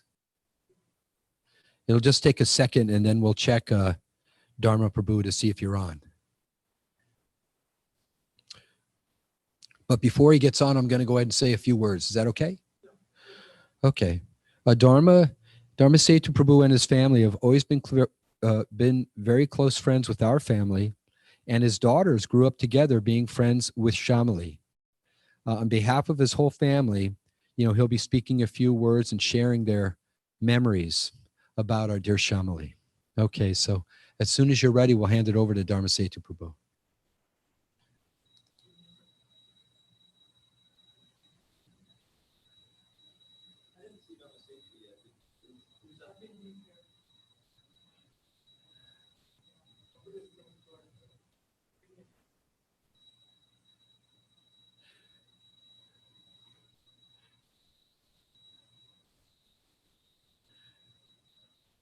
So, okay, so can they hear me now? Okay. I don't know if you can hear me or not. Oh, you can hear me. Okay, just we have a little technical difficulty, but it'll be quickly resolved here, and we'll be handing it over to Dharma Setu Prabhu. It's kind of a unique system where he's had to integrate YouTube Live with Zoom. Okay, there you go. So I think we're good now. Dharma Prabhu, can you hear us? Yeah, I can hear you. Oh, good. Okay. Oh, good. You're on, Prabhu. Thank you very much, you and your family, for getting on today. So I'm going to hand it off to you. Hare Krishna. Hare Krishna. Hare Krishna.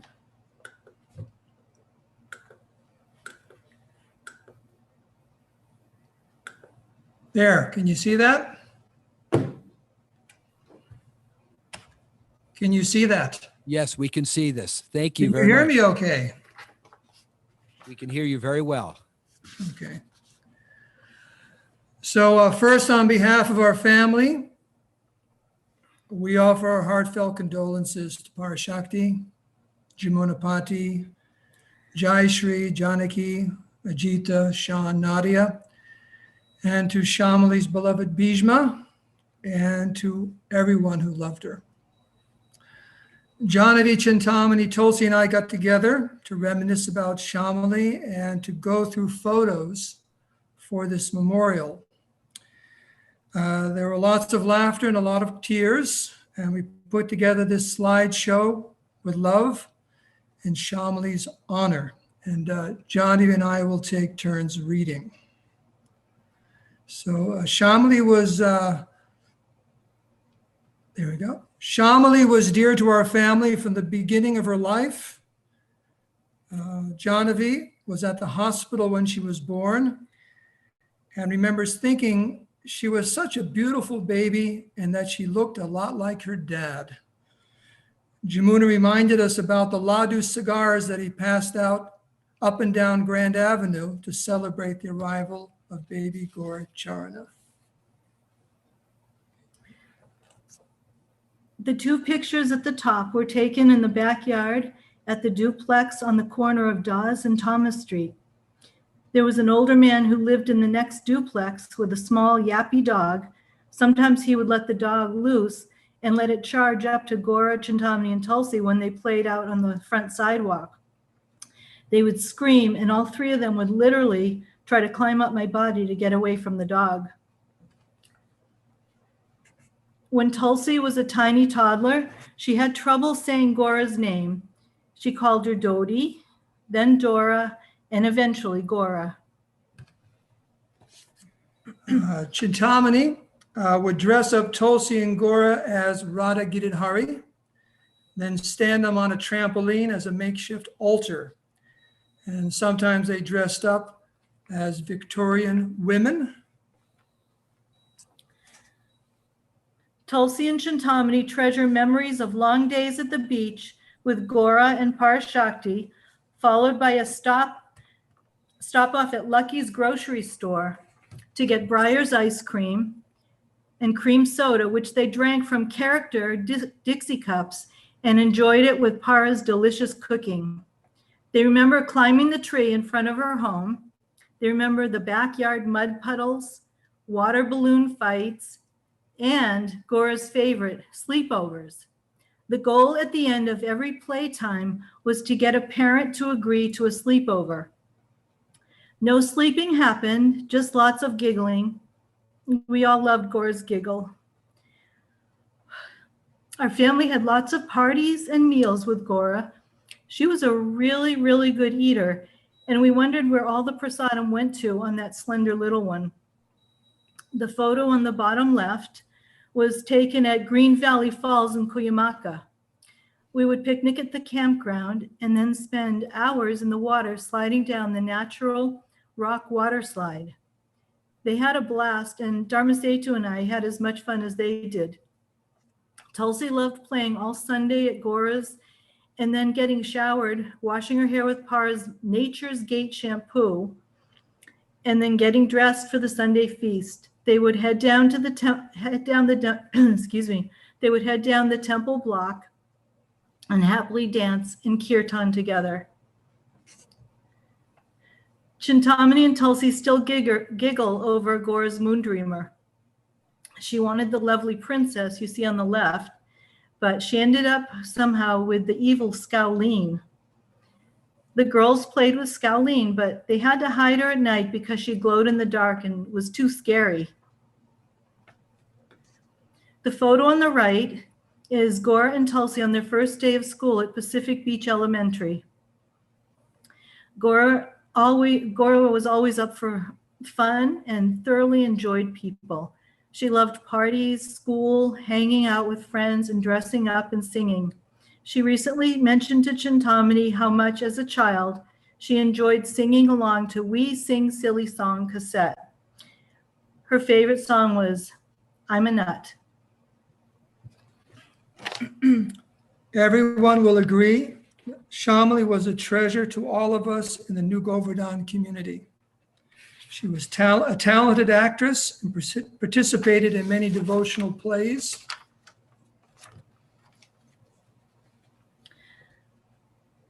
The photo on the bottom left is of Syamali with her sisters, Janaki and Ajita, along with Chintamani and Tulsi at Chintamani's bonfire birthday party. As Syamali grew, we all admired the strong, devotional, resilient, poised, resolute, gracious, and warm-hearted young woman she became. It was an honor and a joy for me to perform Syamali and Bhishma's wedding. She was a stunningly beautiful bride, and Bhishma looked very handsome too. Before Syamali's departure, Janaki sent the following note to Syamali that sums up how as a family we feel about Syamali. Dear Syamali, every parent wants their children to have good friends growing up, friends that are kind, polite, honest, lots of fun, and all around good pals. You have been that friend to Tulsi and Chintamani. I never had to worry with you, not at all, and that means the world to us. You have been a huge, full of happy memories, wonderful, absolutely special part of their lives, of mine and Dharma Setu's too. We are forever grateful to you, Dodi, Dora, Goura, Syamali. Thank you, love. These are just a few of the memories we relish of our time with Syamali. As long as we live, we'll continue to reminisce about our beautiful friend. We have always loved her and always will. Hare Krishna. Hare Krishna.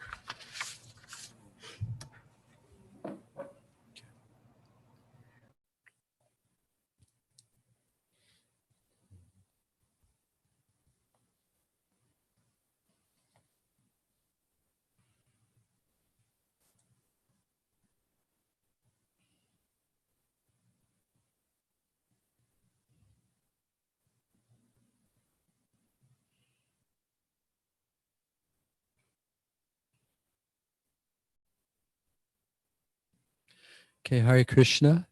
Thank you very much, Dharma Setu Prabhu, Janavi, Chintamani, and Tulsi. That was a beautiful slideshow. It was so sweet sharing all those wonderful memories of our dear Syamali. And Dharma, you know, you're right. You did the wedding for our dear Syamali and Bhishma, and we wouldn't have had it any other way. And it was such a beautiful wedding. As always, your weddings and your pujas are the best. I don't say that just because you're one of my dear friends, but also it's a fact. No one does it so nicely as you. So thank you all very, very much. Okay, next, we're going to go ahead and welcome Pavamana and Sampada Prabhus.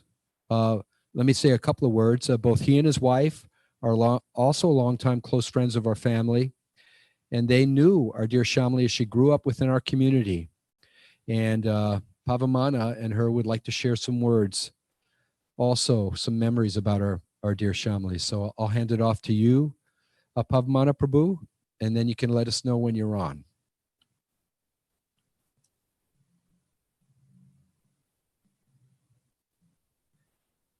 Okay. Can you hear me now? We can hear you, Pavamana, real nicely. Hare Thank you. Krishna. Thank you and Sampada for getting on. Hare Krishna. Hare Krishna.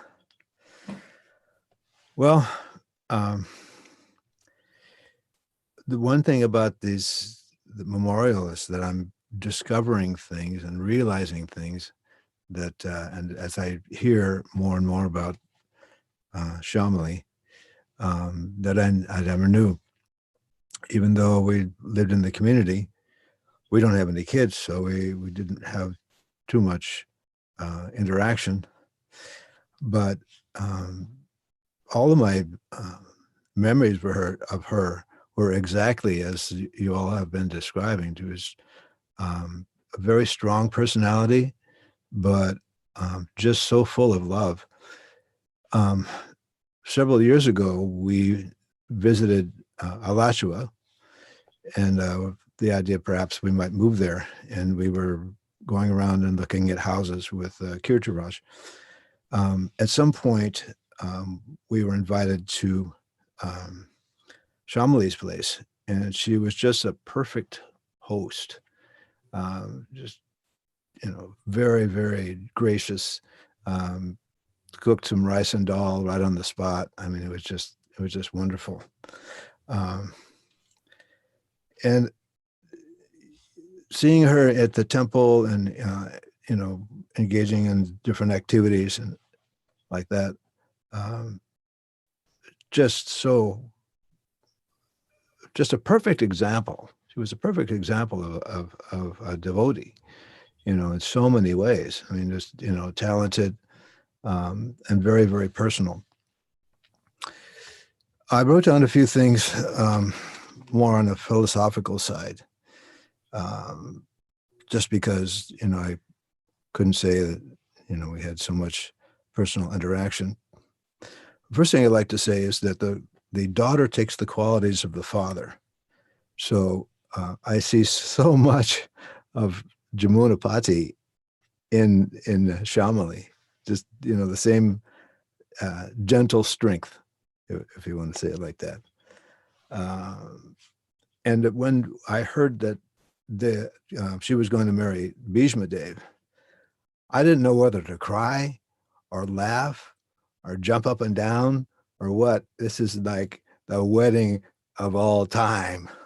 And one of my favorite pastimes is taking photographs for weddings. I think I took about 300 photographs that day. And it was pretty hard not to kind of break down and shed a few tears. I always get choked up, but it was just wonderful. And I remember that comment from Badri. And I was thinking the same thing. Don't you dare, Bhismadeva. Don't you dare do anything to her. So I do remember I used to work at the restaurant at Govinda's, and I remember Yamunapati being in charge of the restaurant. He would wheel her in in the baby carriage, and so I remember from the very early days of seeing her. It was just very sweet kid. Playing the flute, she was very, very talented. I remember that, and she played, I believe, with a Dixieland jazz band. I think somewhere in Mission Valley or something like that for a couple of years. She was very, very talented. Also, when we went to Alachua, she was teaching there. She also taught, I believe, at the Lincoln High School or something like that, which is like the worst of the worst places to be a teacher. And it was very traumatic for her because we're gentle nature, not being used to all of the shenanigans that the kids would do. But she was very determined. That's another thing. She was very determined, very strong, never gave up. That was my impression. Very strong person. One of the things I would like to say is that, devotees' children, when someone is born in a devotee family, that's extremely special. It's not like, people like me born in some degraded family doing all kinds of sinful activities and nonsense and suddenly, run into devotees. And even though I've been around for a while, it's hard to change a tiger's spots, if you know what I'm saying. But someone born in the movement like the Syamali, that is extraordinary. And we see that sometimes, what they say, only the good die young. And I think it's an example when someone passes away early. I think it's Krishna's plan to show the rest of us what a wonderful person they really are and how we should aspire to be like them and to see what example they're setting. So all I can say is for those who are family members, pack your bags anyone who goes back to Godhead, their families, generations forwards and backwards. So you won't be taking their luggage with you, but in your mind, you gotta know you have a very auspicious person in your family. That's for sure.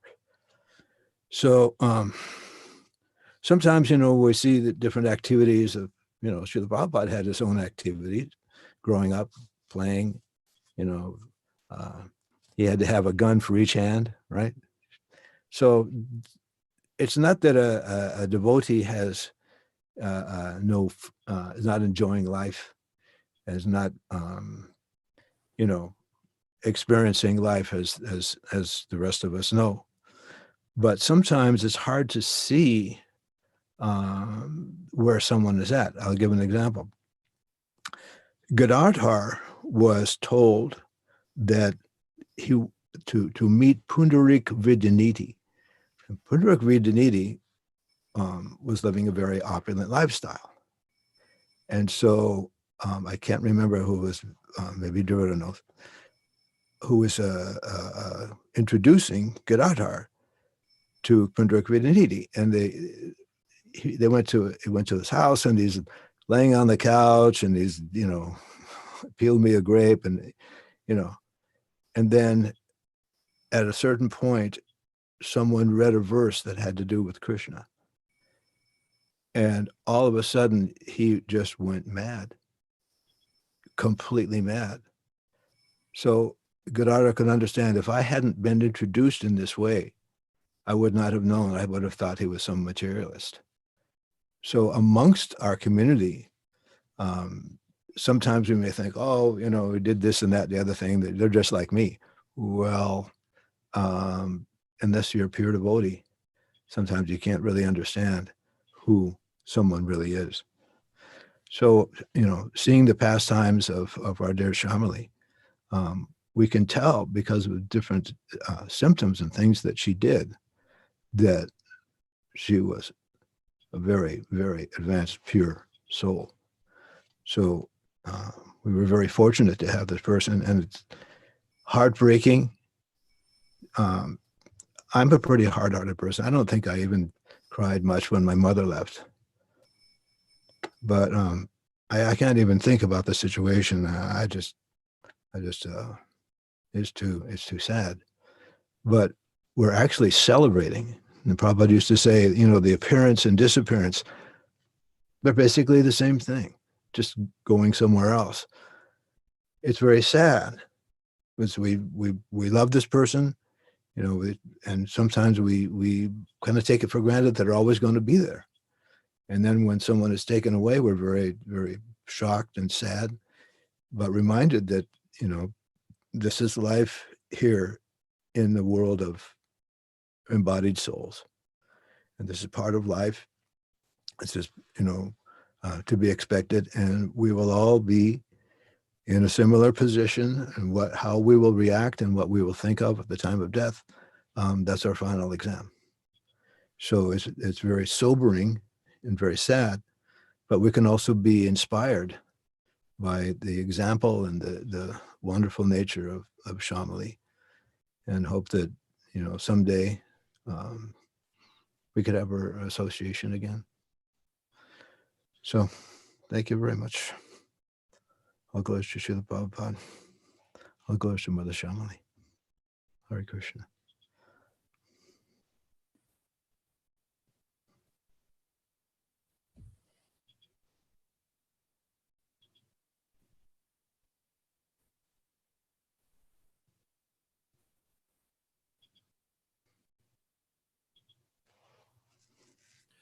Okay, Hare Krishna. Thank you very much, Pavamana Prabhu. I really appreciate your kind offering of words in memory of our dear Syamali. Okay, next I'd like to ask for Goura Krishna, Nimai and family to have them posted here to speak. Goura Krishna and his family, they're also a very close and dear family who have been friends with us since they moved into our community. In fact, I knew Goura Krishna even before he moved here. We were friends years ago. So can I still speak? Oh, Okay. Okay. So, so Guru Krishna and his family, a very close and dear family who have been friends with us since they moved into our community. In fact, I knew Guru Krishna before he moved here years ago. We got together, we met, in Gita Nagari, but their children were also very close with our dear Syamali. And both him and Nimai would like to say some words about Syamali here today. So Guru Krishna Prabhu, I'm not sure if you can, I want to check to see if you're on. Yeah, I can hear you. Can you hear me? All right, Prabhu. Thank you so much for being a part of our memorial for Syamali today. So yeah, I'm going to hand it off to you. Okay, thank you so much. My wife's not very good at this kind of thing, so I'm just going to represent everyone, and I have to say I'm very moved by all the contributions today, all the remembrances. I came in '89, and my son was just two years old, and I was a busy contractor and trying to get started here and everything, and it was certainly a big blur to see all the kids running around. I mean, it was great, to see all these happy kids here. I was coming from Philadelphia. We had happy kids there too, and so it was just a continuation of a great life in ISKCON. And slowly, though, different kids would kind of, you would get to recognize them as the years would go by. And certainly Syamali was one of them in the plays and playing flute and getting to watch her grow up, going through, her high school period and then her college period, and just very rewarding. And I also want to say that in our Shastra it's very clear. There's one famous verse that one should not become a spiritual master, a father, a mother, unless they're able to deliver their dependents from the cycle of birth and death. And I just want to acknowledge Yamunapati and Parashakti Mataji. I'd like to acknowledge their efforts, that they were the perfect parents. And the result, or the proof, is that their daughter was perfectly successful in life. And that's really measured at the end when one is remembering Krishna, surrounded by devotees in kirtan, and so ready to get to the next destination, to make such a perfect and natural transition. It's very exciting, and I really like what Pavmana had to say too, and that there's a kind of a special mercy on all of us to give us this perfect example. And as our Bhakti tradition gets attacked, and as ISKCON gets attacked, and our gurus and our program, and but you have to judge the tree by the fruits. And here we have the most awesome example of the most amazing fruit from this Bhakti tree that Srila Prabhupada has planted here in the West, and we continue to cultivate and develop and thrive in. Sorry about that. Freeway noise from the window. I had to close the window. So I wanted to also acknowledge the parents, and their great contribution to our community, and to their dear daughter, Syamali. It's just an amazing an amazing story and an amazing example. True grit and overcoming all the obstacles and creating success in a difficult world. So I eventually, as time would have it, Shamali's growing up, and then I found myself noticing her more and more. And I was a member, still am actually, of the 24-hour fitness gym. And she had gotten a job there. And she was the receptionist when I walked in one day. And I was so happy to see her there working.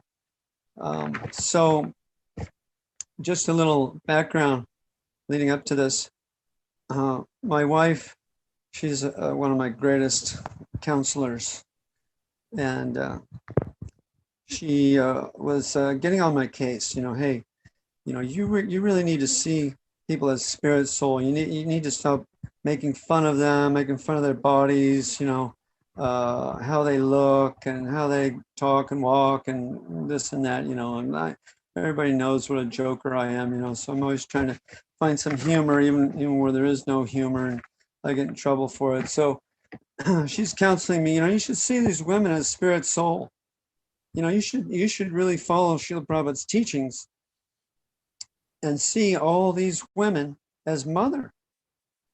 My wife's really drilling me this, drilling this in, reinforcing this, concept that we've all been raised with. So, okay, you're right, again. So I'm going to work on that. I'm going to really, I'm going to work on that. I'm going to try to see everybody as spirit, soul, not the body. I'm going to try to rectify myself. So I come into the 24-hour fitness. Shamali's there, she's checking everybody in. I'm just kind of by myself walking in. So there's nobody, behind me or anything. And I say, hey, it's so good to see you, Mother Goura. That you're here at the gym and you have this nice job. And she says, well, it's good to see you too, but I don't like being called mother. I'm nobody's mother. I'm not your mother. And I don't feel like a mother. So I don't really want to be called mother. So, immediately I'm crushed, because I'm trying to rectify myself and trying to be first class. But I got her point, I got her point, definitely. But then I explained myself to her because no one was behind me and it was just her and I.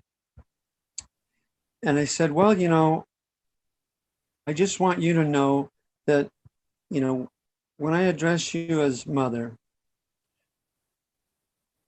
I'm reminding myself that I need to respect you on the same level as I would my own mother. So this is a reminder to me of my respect to you and my respect for you. And she acknowledged that. She liked that. And, I went to go work out. But my takeaway from that was, this is kind of like my first little one-on-one, other than just, Haribol, walking by each other at the temple or wherever. As a adult, an elder of the community, we kids as part of our family, our nieces, our nephews, and we're kind of on guard. We're like the uncles, and I'm thinking, at this point, well, I don't think I have much to worry about as far as, is she going to be safe? Is she going to be okay? Is she strong? Is she going to be able to handle herself? I was impressed. I was thinking, well, she knows how to speak her mind. She knows how to stand up for herself, and she's going to be okay. So I went to go work out, and I was appreciating that quality in her. So then sometime later,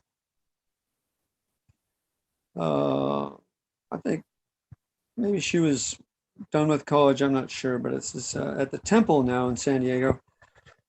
And she's at we're all at the feast, we're taking prasad now. And she's talking to this one man that's sitting next to her. And I know this man from when I joined. He was a little boy. He was the son of one of the devotees there in Hawaii. And I'd gotten glimpses of him throughout the years, and I bumped into his father, a very respected friend of mine throughout the years. And I know that he was actually had this deal going on in his life that he was looking for. He had this arrangement with his wife and everyone else in the family that he wanted to get a second wife. So, if you want to get married or you want to get a second wife, you're going to be talking to women. So he's talking to her, and I knew that he was looking for a second wife, but then Goura wasn't married yet. I don't even know if she was initiated yet. And I was thinking, wow, I wonder what this conversation's about, and what talking about and everything. And so later, I'm speaking with this man in the foyer of the San Diego temple, and we're talking about something I don't remember, just kind of catching up probably. How's your dad? What have you been doing? Blah blah. All of a sudden, the doors open, and here comes Goura. She's just kind of like storming in right towards us. It's not a big foyer, and she's just like coming right at us. And I think she said, "Excuse me," and then she just starts tearing into this guy. Hey, I just found out you're married. And he's like trying to explain it real quick, because he obviously hadn't explained any of this to her. It's okay. My wife's totally cool and blah, blah, blah. And she's just like, there's no way, I want my phone number back right now. And, I'm like, well, this, I know her by now, and I was kind of anticipating this if word gotten to her, of the situation. And here I am now in the middle of these two, and then he has to cough up his piece of paper with her phone number on it. He hands it to her. She grabs it out of his hand and just storms back into the temple room. And I was just thinking, well, that's our girl, Goura, And again, that was just really powerful situation. I could understand that, this is a strong individual.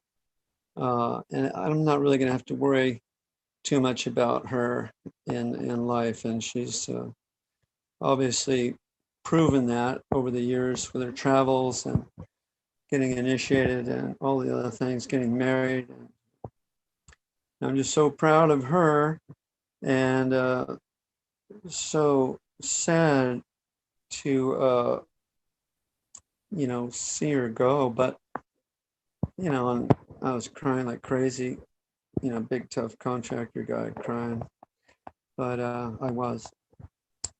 But in retrospect, it's just a glorious thing. It's a glorious event. It's good. It's actually good for everybody.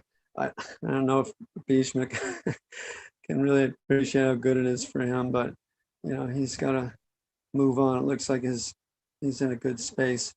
I'm really proud of him and all of her friends in Alachua, Chaturatman, all the devotees, the priests, and everybody that helped out Kalakanta.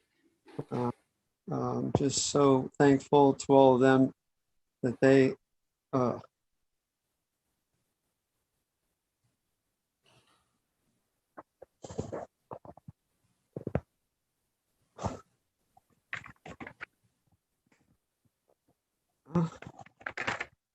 they took care of family there in Gainesville and Alachua. Appreciate that. So that's what I wanted to say today, and try and contribute to the memorial. Thank you very much. All glories to Srila Prabhupada, and all glories to his followers.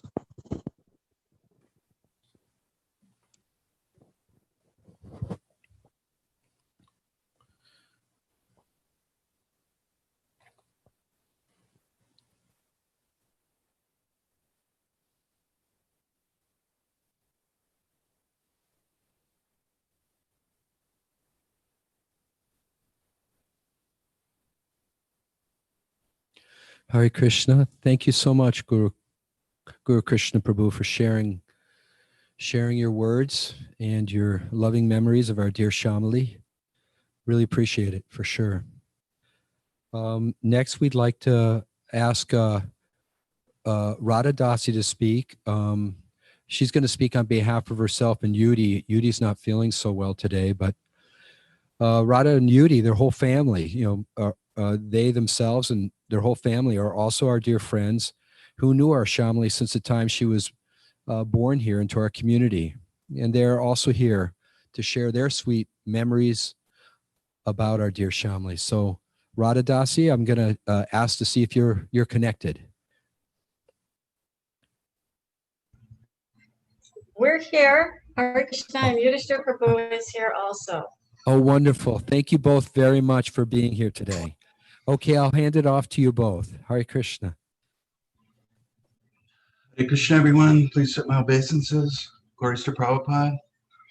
I wasn't going to speak because I'm feeling a little under the weather, but I was so inspired by our whole San Diego family. And, and those photos and everything brought back such memories of all the wonderful devotees here. And, Syamali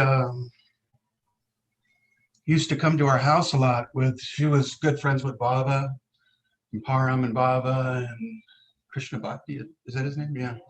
They used to come, and there was a few years there where she was over at our house a lot in the afternoons. And, Syamali, I always noticed even when she was young, that she was not an ordinary human being. She always had these qualities that I used to tell Radha, I tell everybody she's an angel, because that was the word that came up, because she just didn't have much. There was no envy there that I could see. There was just, if they say those 26 qualities of a devotee are how you can gauge if someone's an advanced devotee, and she had them in spades. She was, even as a little girl, she didn't have that thing where she would, like she wouldn't hoard her toys or, do the things that kids do, that some kids do. And also she had a quality that I always felt like she was observing and kind of like, kind of marveling at the whole thing that was unfolding around her, that she was such an elevated personality from the gate, And as Guru Krishna Prabhu said, she had amazing parents, amazing sisters,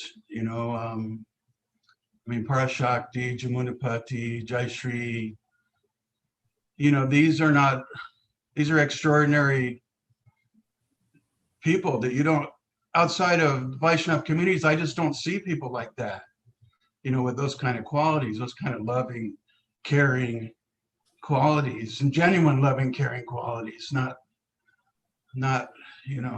just that's who they are. And Syamali was like that. She, I remember she would come. I remember one time she would come over on Christmas, and we'd always put up we called it a Krishna's tree, and we decorate it with ornaments that were devotee orientated, you know, and she would come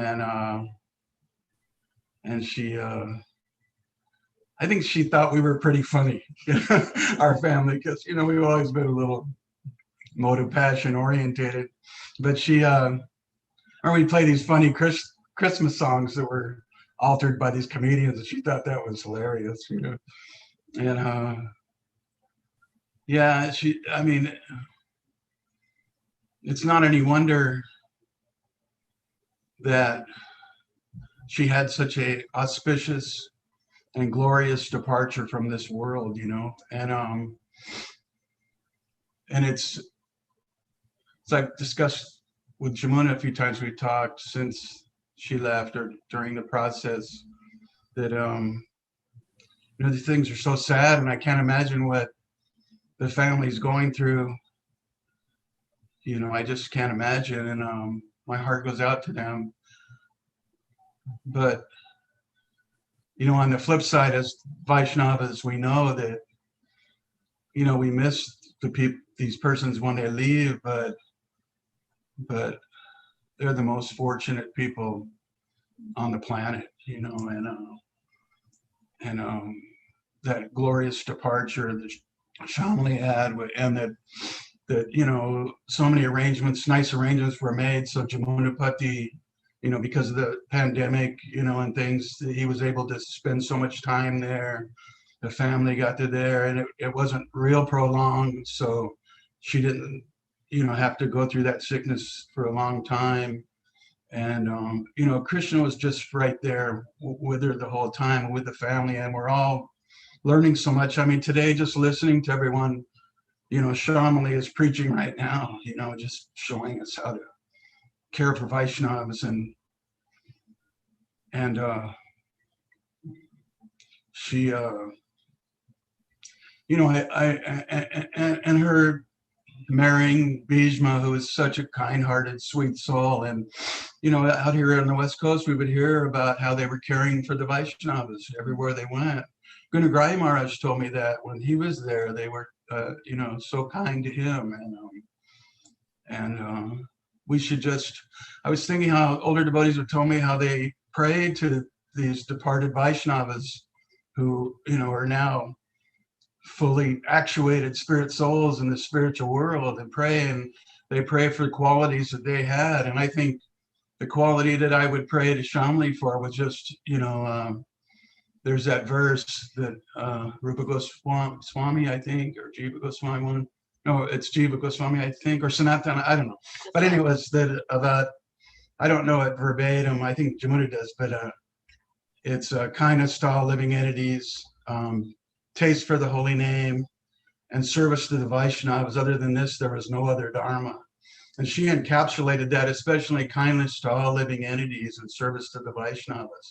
And that's how we can tell if there's an elevated soul. And Syamali embodied that. You know, she was, from the time she was very, very small, she was the kindest, sweetest, purest hearted people you meet. And a lot of times as devotees, I know myself that, you know, those devotees, sometimes you don't notice them because they're not trying to be out front, in front of everybody, or trying to be noticed. They're just, you know, loving Krishna and loving everybody else. So, anyway, that's all.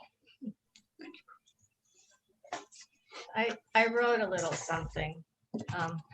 The word that comes to mind when I think of Syamali is grace, because she always exhibited grace. You know, she was just physically graceful, but she also extended grace to others, you know, and that's what stands out for me.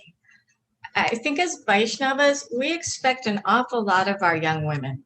You know, we tell them, you're supposed to be chaste and modest and shy. You're supposed to be motherly, nurturing, giving, self-sacrificing. But then we also want them to be strong and self-supporting and intelligent and successful, right? It's a lot, you know, and I see young women often struggle with trying to figure out who they are, you know, and how they're going to manifest all these different qualities. And Syamali never seemed to struggle with who she was. You know, sometimes she struggled with where she fit, but she always seemed to know, you know, from the beginning who she was. And she manifested these qualities. She was chaste and modest, but she was also self-confident, you know, as Goura Krishna Prabhu was explaining. She was capable. She was always giving, you know, always loving. She was simple in the best sense of the word. You know, she was uncomplicated, and she was 100% genuine. And she was shy in the sense that she didn't need to be the center of attention. You know, it was like there was no false ego there. And, you know, she was unfailingly kind to others, but also would not change her principles to suit anybody. And this is so rare in Kali Yuga, you know, for anyone to have these qualities, what to speak of someone so young. She had the gift of connecting with others. You know, one of the things I saw in her was that she could be friends with people who were different from herself, but also people who were different from each other. It was like she could be friends with anybody, you know, because she always appreciated people. You know, she looked for the similarities, she looked for the good things, and she didn't, you know, as many of us do, dwell on people's faults at all. And this is something I feel like, you know, Syamali was one of my teachers, because this quality of loving people and accepting people was manifest in her from the very beginning, you know, in elementary school. And, you know, my husband has talked about how she used to come over and you know, we'd call her our angel, you know. And I remember too, you know, when the kids all had to go to Pacific Beach Elementary, my son's a couple of years behind her. And I would have to, you know, kind of clue his teachers in at the beginning of the year that I know you just had Goura Charana in your class, okay? But not all Hare Krishna kids are like this. She's special, you know, because otherwise their expectations were too high. But she was, you know, so intelligent, so well behaved, and just such a wonderful person. I especially noticed, like anybody who knows my son knows that from birth he's been obsessed with weapons and guns, you know. And Syamali could come over and she could play with him, you know, and they'd have their guns and they'd be having wars and sneaking around the house and shooting at each other. But not because she was a tomboy, you know, or a people pleaser, or, you know, adapting herself, but because she could relate to everybody where they were at. You know, she genuinely enjoyed playing with Bhavananda just as much as she enjoyed playing with Parameshwari and doing entirely different kinds of activities. The thing that I probably learned the most from her is something that she taught by example, even as a young child. She did not like to hear other people criticized, you know, and when she would, you know, children squabble, right? You know, whenever there was that critical, negative energy, she'd just kind of withdraw into herself. And Janaki was talking about that teacher look. You know, she had this look, even as a small child, where if you would say something critical of somebody else, you would get this look, like, you know, she was disappointed somehow. And so even when she was very young, I became conscious of what I said just from the way she reacted, and I really appreciate that. And I could talk so much about her. You know, we all could. She was so courageous, and she and her husband Bhismadeva, you know, you guys modeled the exemplary household life to be real friends and real partners and real Krishna conscious, you know, and to commit to that so deeply. I'm very grateful that Bhismadeva came into her life. And I truly think we've all been blessed. And I am grateful. I'm grateful for her association. I'm grateful to her parents, to her sisters, to Bhismadeva, to all her many friends and loved ones, because she was such a potent example of, of what I would like to become. And she was fearless, fearless. We've all talked about how brave she was, but she was fearless because she was connected to Krishna. She was connected to Srila Prabhupada. She had no doubt, and we all have our moments and we all struggle, but at the core of her, Goura Charana knew, Syamali knew that, this life was a chance to connect, connect with the spiritual, connect with the divine, and she did it. She went for broke, and she did it. I feel like we've had the association of a saint, and I hope when I grow up to be something like she was.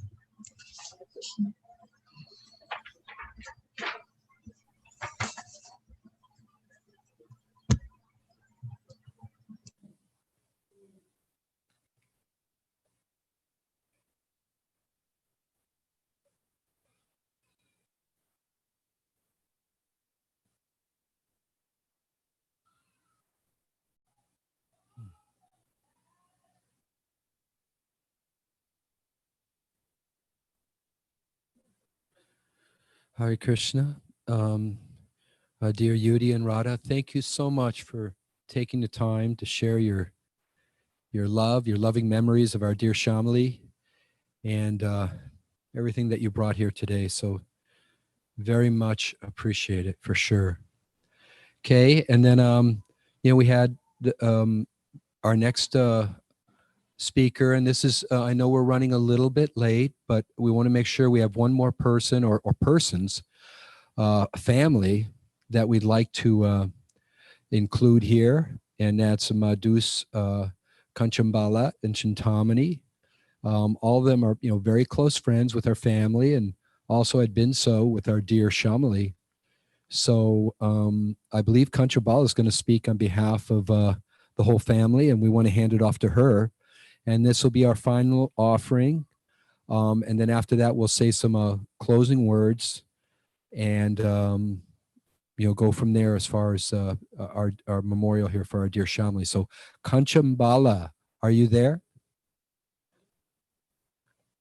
Madhus? Oh, Madhusudana. I'm sorry. So Madhusudana, Kanchambala, and Chintamani.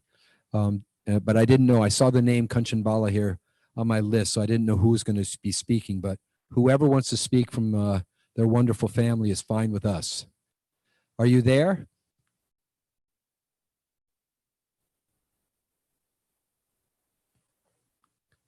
Madhus, Madhusudanan Prabhu, Kanchambala Prabhu. There you go. Okay. Hare Krishna. Hare Krishna, Kanchambala Prabhu. All praise to Srila Prabhupada. Okay, your voice is a little faint. You might need to speak up a little bit more, but thank you so much for getting on. We wrote something. I wrote, please accept our most humble respects and condolences to Bhismadeva, Parashakti, Yamunapati, Jayasri, Janaki, Ajita, and all the rest of this wonderful family. By Krishna's grace, Syamali Dasi was put in this family among such nice devotees. Really, truly, it was not an accident at all. And we just love all the beautiful eulogies to Syamali, such a sweet, sweet devotee. Madhusudan, Chintamani and I did not reside here in New Govardhana in her gracious Syamali's early growing up years. Yet while having been here in her later years, we were just so moved with her devotion, humility, gentleness, and being a friend to all. In recent times, hearing different loving memories from others and now of her angelic character was such an uplifting inspiration to us. And the final test to inevitably be confronted, Syamali was a mere young-aged devotee. Srila Prabhupada said, quote, what is the meaning of old? Old means one is about to die. Actually, for all of us, her grace, Syamali, was beyond her years. Syamali approached that stage with such grace, being an exemplary, loving, devoted disciple of Indijuna Maharaj and a dear spiritual granddaughter of Srila Prabhupada, her true colors shining forth. It is just us that are left behind, so feeling acutely her separation. Hare Krishna.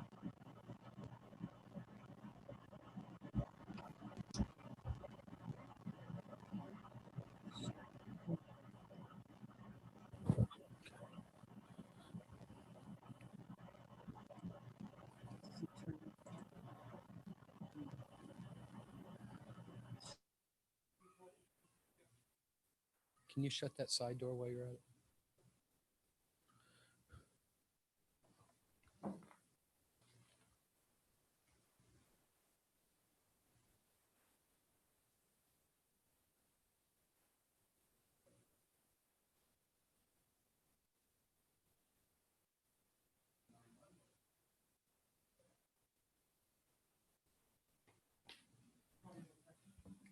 Okay, Hare Krishna.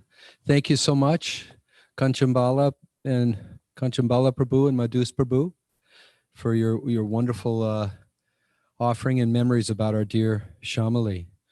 So to everyone out there, I just, we're wrapping it up because, we've run a little bit over time, but I want to just, first of all, thank our dear Srila Prabhupada, Syamali's dear spiritual master Indradumna Swami. I'm grateful for the mercy of Shishi Radhagiridhari, Shishi Gornitai, Shri Jagannath, Shri Baladev, and Lady Subhadra. I'm grateful for all the loving devotee community family that we have here, all of you, and for how you kept Syamali in your hearts and shared so many loving memories about her. I'm also grateful to our family members and relatives who have extended their hearts in so many ways to call us, to talk about Syamali, and to solace us at this time. I'm grateful to, obviously Syamali's dear husband Bhishma for how he's been such a wonderful son-in-law, husband to Syamali, such a loving relationship, and so caring and gentle and close to her. I'm grateful to, Syamali had so many friends, both here and growing up and throughout her whole life. So I'm grateful to all of you, all the friends she's had here, all through her school, her college, all through her years in teaching school, and all through her devotional life, which actually encompassed her whole life, and who were all there. So many of you were there in such a loving way, and extending your offerings, your readings, your kirtans, your prayers, your heartfelt, caring thoughts, and reaching out, and just appreciate it so much. Appreciate all of you so much. And I'm ever indebted to all of you. And thank you so much for being here today for this memorial for our dear Syamali. And thank you for keeping her alive in your hearts and your thoughts. And Hare Krishna, I just wanted to say thank you. And with that, we'll go ahead and close the memorial. Hare Krishna.